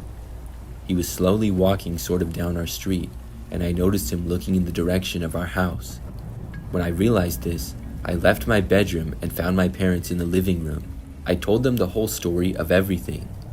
They went to look out of a front window after that. Now at this point, I expected the man to be long gone, but when we looked out of the window, he was actually still in sight. He was walking by, now on the other side of the street, very slowly. My dad then left the house and started walking over to the guy. I couldn't hear what was being said, but it sounded like my dad was yelling at the man. And then I saw the guy start sprinting away. He went down the street and out of sight. My dad came back in after that and said that the guy got away from him. After that, the man did not come back towards our house again, and I never saw him at the school either. But I did report him to my school counselor, so if the guy ever returned, he probably would be caught. I really don't know who he was, but I'm glad that I saw him out of my window that night, or who knows what would have happened.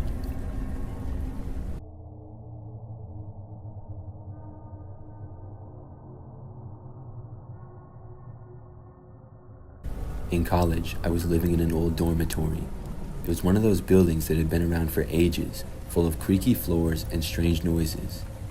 I shared a room with a guy named Dave. We were both normal students just trying to get by. One night, about 2 weeks into the semester, I was working late on a paper. Dave had gone to bed early, and the room was quiet. The only sound was the soft hum of the old radiator. Around midnight, I heard a faint tapping noise coming from the window. It was a little odd because the window was old and didn't close properly, but the tapping was rhythmic and consistent. I tried to ignore it, thinking it was just the wind or something, but it kept going. Tap, tap, tap. It was starting to get on my nerves, so I went over to the window to check it out. I pulled back the curtain and looked out into the dark courtyard below. There was nothing there. The tapping had stopped as soon as I looked outside. I shrugged it off and went back to my desk. After about 10 minutes, the tapping started again. This time, it seemed to be coming from inside the room. I glanced around, but saw nothing unusual, and Dave was still asleep, snoring lightly. The tapping continued sporadically for the next hour or so, starting and stopping without any clear pattern. I tried to focus on my paper, but the noise was making it hard to concentrate. Finally, I decided to just go to bed and deal with it in the morning. The next day, I asked Dave if he had heard anything strange the night before. He looked at me funny and said no. I thought maybe I was just imagining things or that it was some sort of stress-related issue, but it wasn't until a few days later when it got really weird. That same week, our dorm had a fire drill in the middle of the night. Everyone was groggy and annoyed, but we went outside and stood in the cold while they checked things out. As we were waiting, I noticed that some of the students were talking about a rumor going around. They said that our dorm used to be a hospital, and there were stories about it being haunted. I didn't believe in ghosts, but the tapping was starting to creep me out. A few nights after the fire drill, the tapping came back, this time more insistent, like something was trying to get in. I was alone in the room that night because Dave had gone out for the evening. The tapping was loud enough now that I could hear it clearly, even over the hum of the radiator. I went to the window again and saw nothing outside. I looked around the room and checked the closet and under the bed, but everything seemed normal. I tried to ignore it, but the tapping wouldn't stop. It was getting harder to concentrate on anything else, so I decided to call Dave to see if he could come back early. He answered and said that he was on his way. While I waited, the tapping grew louder and more frantic. It sounded like it was coming from the walls or maybe the ceiling, and I was really starting to get scared. When Dave got back, he said he didn't hear anything unusual. We stayed up for a while, talking and trying to distract ourselves. The tapping eventually stopped and we went to bed. The next day, I found out that Dave had heard the same thing, but he didn't tell me because he thought it would freak me out more. That night, we both heard the tapping again, but this time it was different. It was more like scratching, and it was coming from multiple directions. We couldn't figure out where it was coming from. It seemed to come from the walls, the floor, and the ceiling all at once. We were both too scared to sleep, so we stayed up talking about it and trying to find a logical explanation. After a few more nights of the same unsettling noises, we decided to get some help. We talked to the dorm resident advisor, but she just brushed it off as old building noises. We tried to explain that it wasn't just the usual creaks and groans. She promised to send someone to check, but nothing ever changed. The tapping continued for the rest of the semester, though it seemed to get quieter after a while. It was as if whatever was making the noise had gotten tired or bored. We never found out what caused it, although some of the other students mentioned hearing similar things, but no one really talked about it much. When the semester ended, Dave and I moved out of the dorm and into an apartment off campus. The tapping stopped completely. We both agreed that whatever was happening was tied to that old building. Even now, when I think back on it, I still get a chill. I don't know if it was something supernatural or just the result of an old, creaky building, but the fact that nobody could explain it and it stopped as soon as we left still makes me uneasy. I often wonder if the next person who moved into that dorm heard the same thing. Maybe they did, maybe they didn't.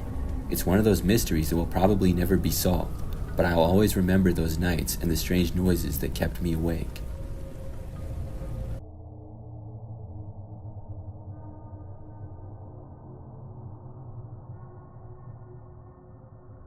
For some background, I'm a female and was a junior in high school at the time of this story. The school I went to was fairly large and had lots of other students. I would say that I had a decent amount of other friends, and my locker was near several of them. Each grade kind of had their lockers together in a certain area. The juniors were in a large locker common area near the science department. It was sort of at one end of the school. So the story really begins one day when I was at my locker in between classes. None of my friends were really around at that time, and there was a little space between me and everybody else. It would get extremely crowded during some times of the day there, so much so that it was hard to even open the lockers sometimes. It was nice that it wasn't busy this time, but then I noticed that there was this guy standing near my locker. I had never seen him before, and wasn't sure where he had come from. I assumed that he was a senior because he looked older. He approached me when I was at my locker and said hi.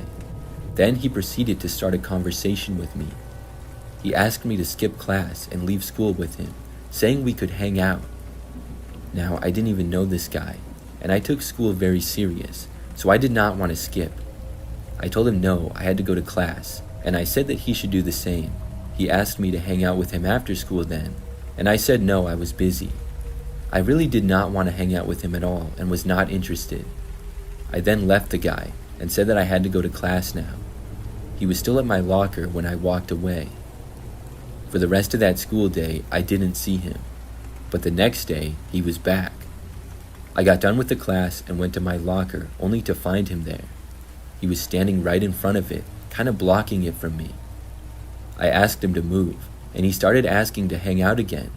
He knew my name somehow, and I kept telling him that I didn't want to hang out. Luckily, this time, some of my friends were around. When he didn't move, several of them asked him, and he finally did.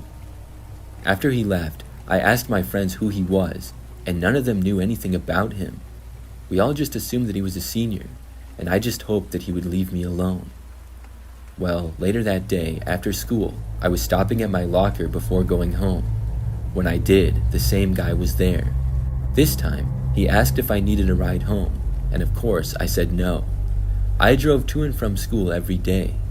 He tried convincing me, but I just walked away from him. Then I left school. Now, after this, I did not see him for a while, but I found out that he did not even go to our school. Apparently, he had tried getting several other girls to hang out with him as well. One of them reported him for harassment after he apparently followed her into a restroom. That's when they found out he wasn't a student. Nobody really knew who he was until like a week or two later. One of my friends showed me this news story online. It was of an attempted kidnapping of a local woman, which luckily the woman got away. The man was caught, and I saw that it was the same guy. It turns out he was 23 and not even in high school at all. No wonder he looked older. I really couldn't believe it, and I feel grateful that everybody ended up being all right and that the man was caught.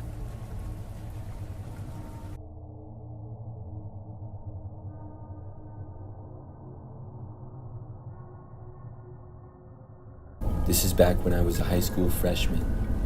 I remember that during this time, I would get a ride to school with my older brother, who was a senior. We both played sports, but different ones. So one day, maybe a couple of months into the school year, we both had practice, but mine was early after school, and my brother's was later. When my practice got done that day, it was probably like 5 p.m., and my brother's practice was still going. All my teammates left, except for one. One of my good friends on the team, Jack, was in a similar situation. His brother was also practicing. We sat around and were talking outside of the gym areas for a while. Then we got bored and decided to walk around.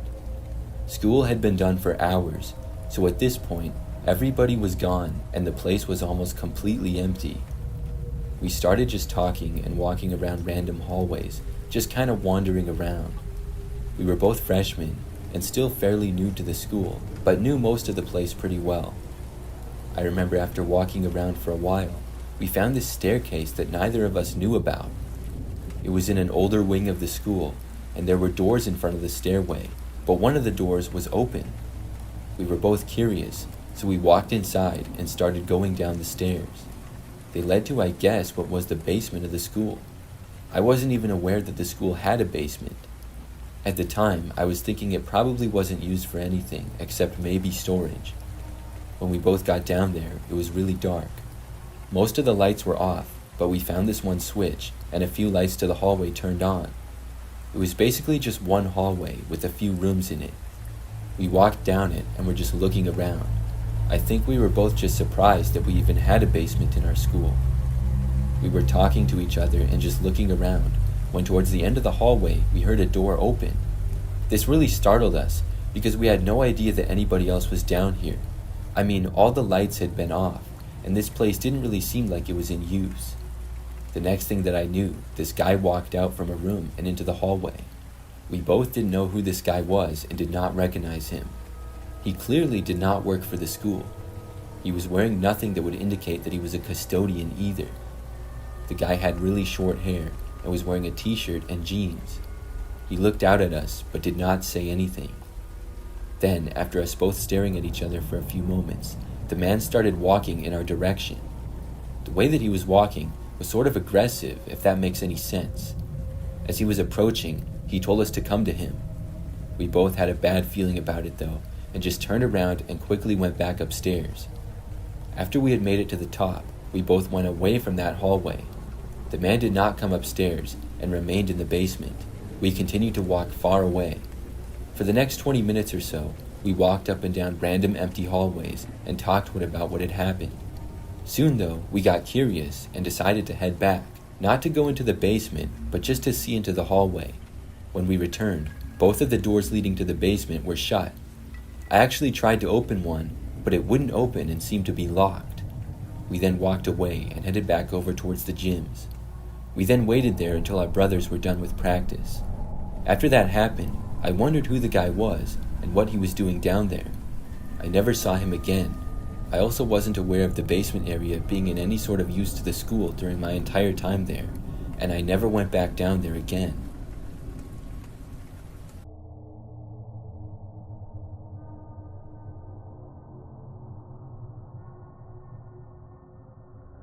Last semester at college, I had a scary encounter in the library of all places. It was towards the end of the semester, only about 2 weeks left of school before finals week, and I was getting hit hard with assignments and tests that I needed to study for. Normally, I would do my assignments at home in my room, but the stuff I needed to complete was really piling on recently. I had started going to the campus library to do my studying and homework. I had gone a couple of times now, and gotten into a groove of going a few nights every week and staying for most of the night. It was actually quite nice the way the library was set up. The first floor looked like your classic library with tons of bookshelves and books. However, the second floor was just a maze of hallways with a bunch of side rooms that students could rent out and study in. All the rooms would be locked, but all I had to do was show my student ID at the front desk, and I'd receive a key and get a study room all to myself. On this particular Wednesday night, I got myself a room key and went upstairs to find my room number. I walked through the hallways looking for my room number and eventually found it towards the back of the second floor. I got my laptop and everything else I needed set up and then went to work. I'd been working away on homework for many hours now, and it was almost 10 p.m. The library closed at 11, so I knew I had a bit of time to do a little bit more homework. However, I needed a bathroom break first. I made my way down the hallways towards the bathroom that was on the second floor. When I had arrived at the library, some of the other study rooms had been filled with other students studying, but they were all empty and dark now. It appeared that I was the only one left, at least on this floor of the library. Finished with my bathroom break, I made my way back towards my study room.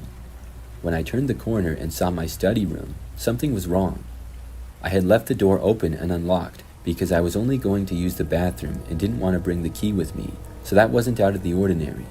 However, when I had left, I definitely had left the light on. Through the window, I could see that all the lights were off in the study room, and it was filled with darkness. I stood outside the door to my study room, wondering what to do next. I had most definitely left the lights on, but perhaps they were motion sensor lights and had turned off already. I wasn't really sure. I cautiously poked my head into the room, fumbling for the light switch on the wall. Finally finding it, I flicked it on, illuminating the study room. I scanned the room to see if anyone was in there, but it was empty, and I looked at my personal items, and it appeared that nothing had been stolen or tampered with. The only thing I saw was on the back wall, written on the whiteboard with dry erase marker, was 2 words. It said, "Watching you." I got chills as I read that, going over to lock the door to my study room. I also looked through the window out into the hallway and other study rooms nearby to see if anyone was there. I barely knew how to comprehend what had just happened. Had somebody been watching me while in the library, or watching me outside of the library as well? Regardless, I was extremely nervous, and I wanted to pack up and go home for the night. I normally walked from my house to the library, but there was no shot I was doing that tonight.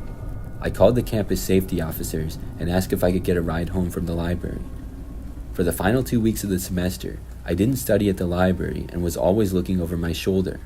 I never noticed anyone who seemed to be watching me, and didn't have any more encounters like that over the last 2 weeks that I was at school.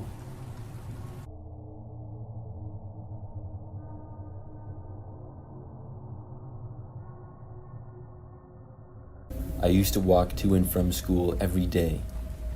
This was when I was in high school, and during my freshman and sophomore years. Obviously, I didn't have my driver's license yet, but I also didn't like to ride the bus.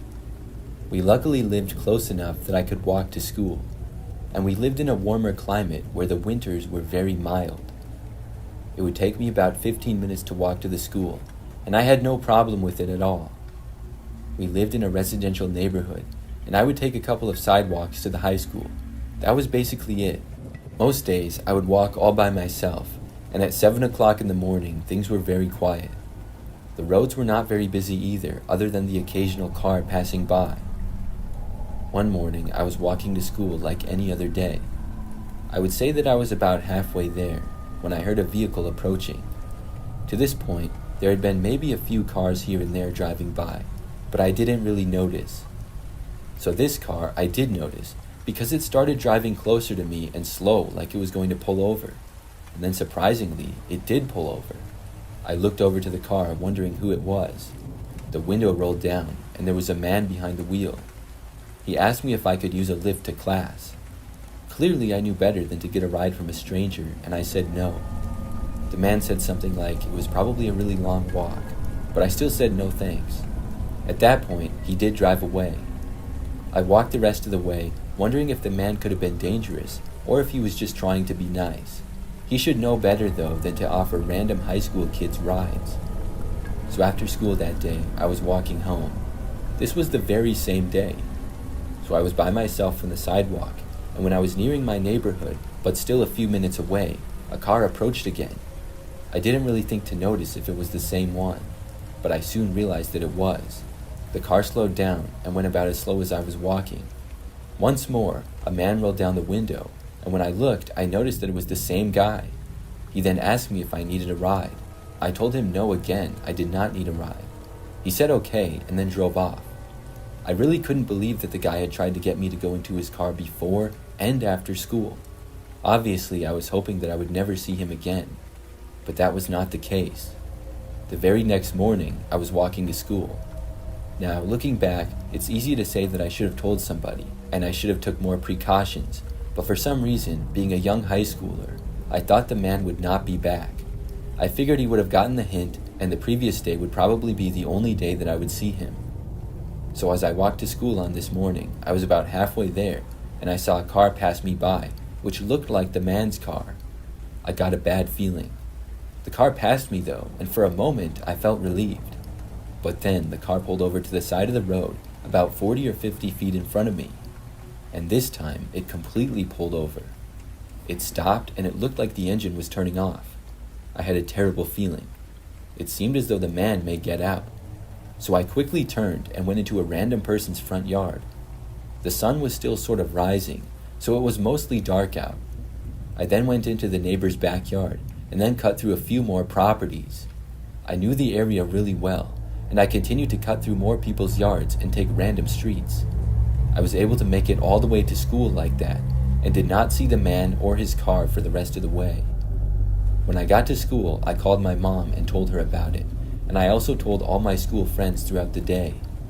Everybody was concerned for me, and said that I should not walk home that day. My mom was working, and offered to leave her job early, but I was able to get a ride with my friend Amanda. So after school, I rode on Amanda's bus with her and went to her house. The bus didn't go to my house at all, because we had told the school that I was not going to be using it, so I wasn't assigned to a bus at all. So my mom picked me up from Amanda's, and then we contacted the school so I could be on a bus. After that, I rode the bus to and from school every day for the rest of the semester. Then I was able to get my driver's license, and drove to school for the rest of my high school career. Luckily, I never saw that man again.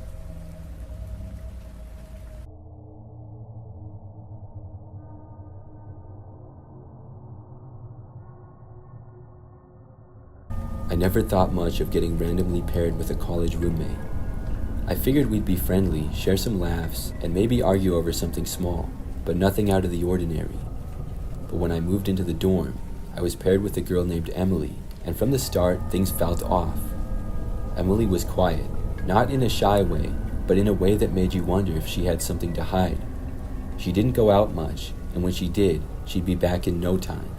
She kept to herself and barely spoke to me. I tried to be friendly, but she only gave short, one-word answers. Over time, I started to avoid her as much as possible. I felt bad about it, but it was just easier that way. One evening, I was studying in our room when Emily came in looking more upset than usual.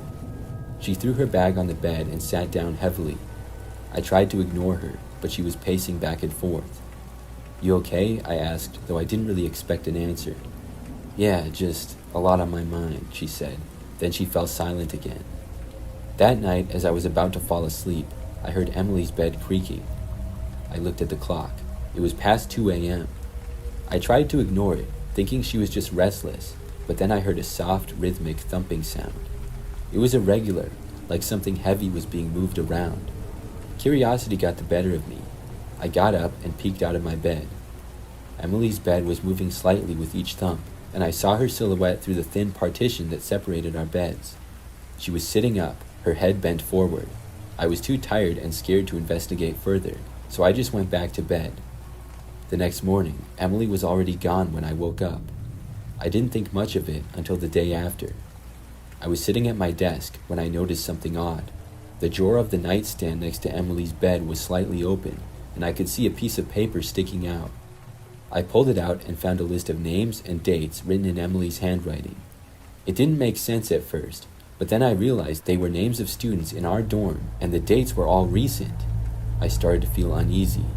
I didn't know why Emily would have a list like this, and I didn't want to confront her about it. A few days later, the list was gone, and Emily acted like nothing had happened. As the days went on, Emily started acting even weirder than normal. I started noticing that Emily was always home, even when she said she'd be out. I'd come back from class, and her door would be closed, but I could hear her muffled noises from inside. It sounded like she was talking, or maybe arguing with someone, but I never saw anyone else come or go. One night, after several days of this strange behavior, I was coming back from a late study session. As I approached our room, I noticed the door was slightly ajar. I could hear Emily's voice, but this time it was clear. She was talking, loudly and angrily.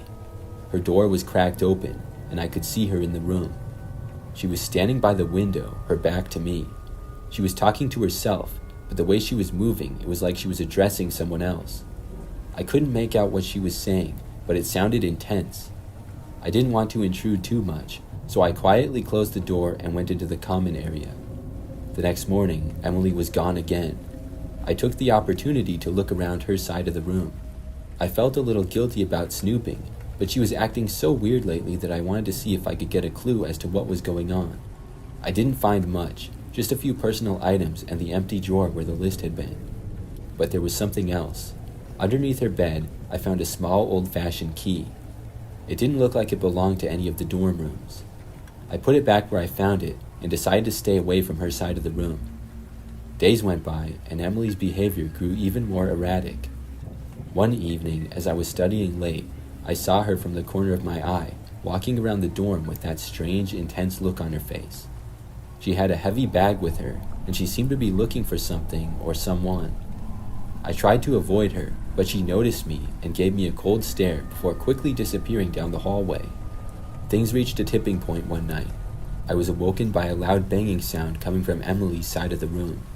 I hesitated, but decided to check it out. When I opened the door, the room was dark, and Emily was nowhere to be seen.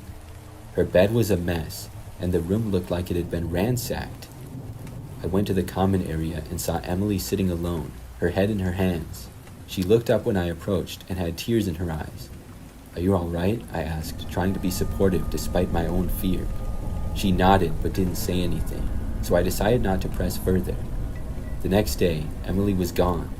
Her things were packed up, and a note was left on her desk saying she was leaving for personal reasons and wouldn't be coming back. I never saw Emily again, and I later found out that she had transferred out of the college. I still don't know what was going on with her, but the whole experience left me shaken. I learned to be more careful about who I lived with and trust my instincts. Sometimes I wonder if I will ever know the real story behind Emily's strange behavior and that unsettling list of names. Everything about the girl just seemed very strange and mysterious.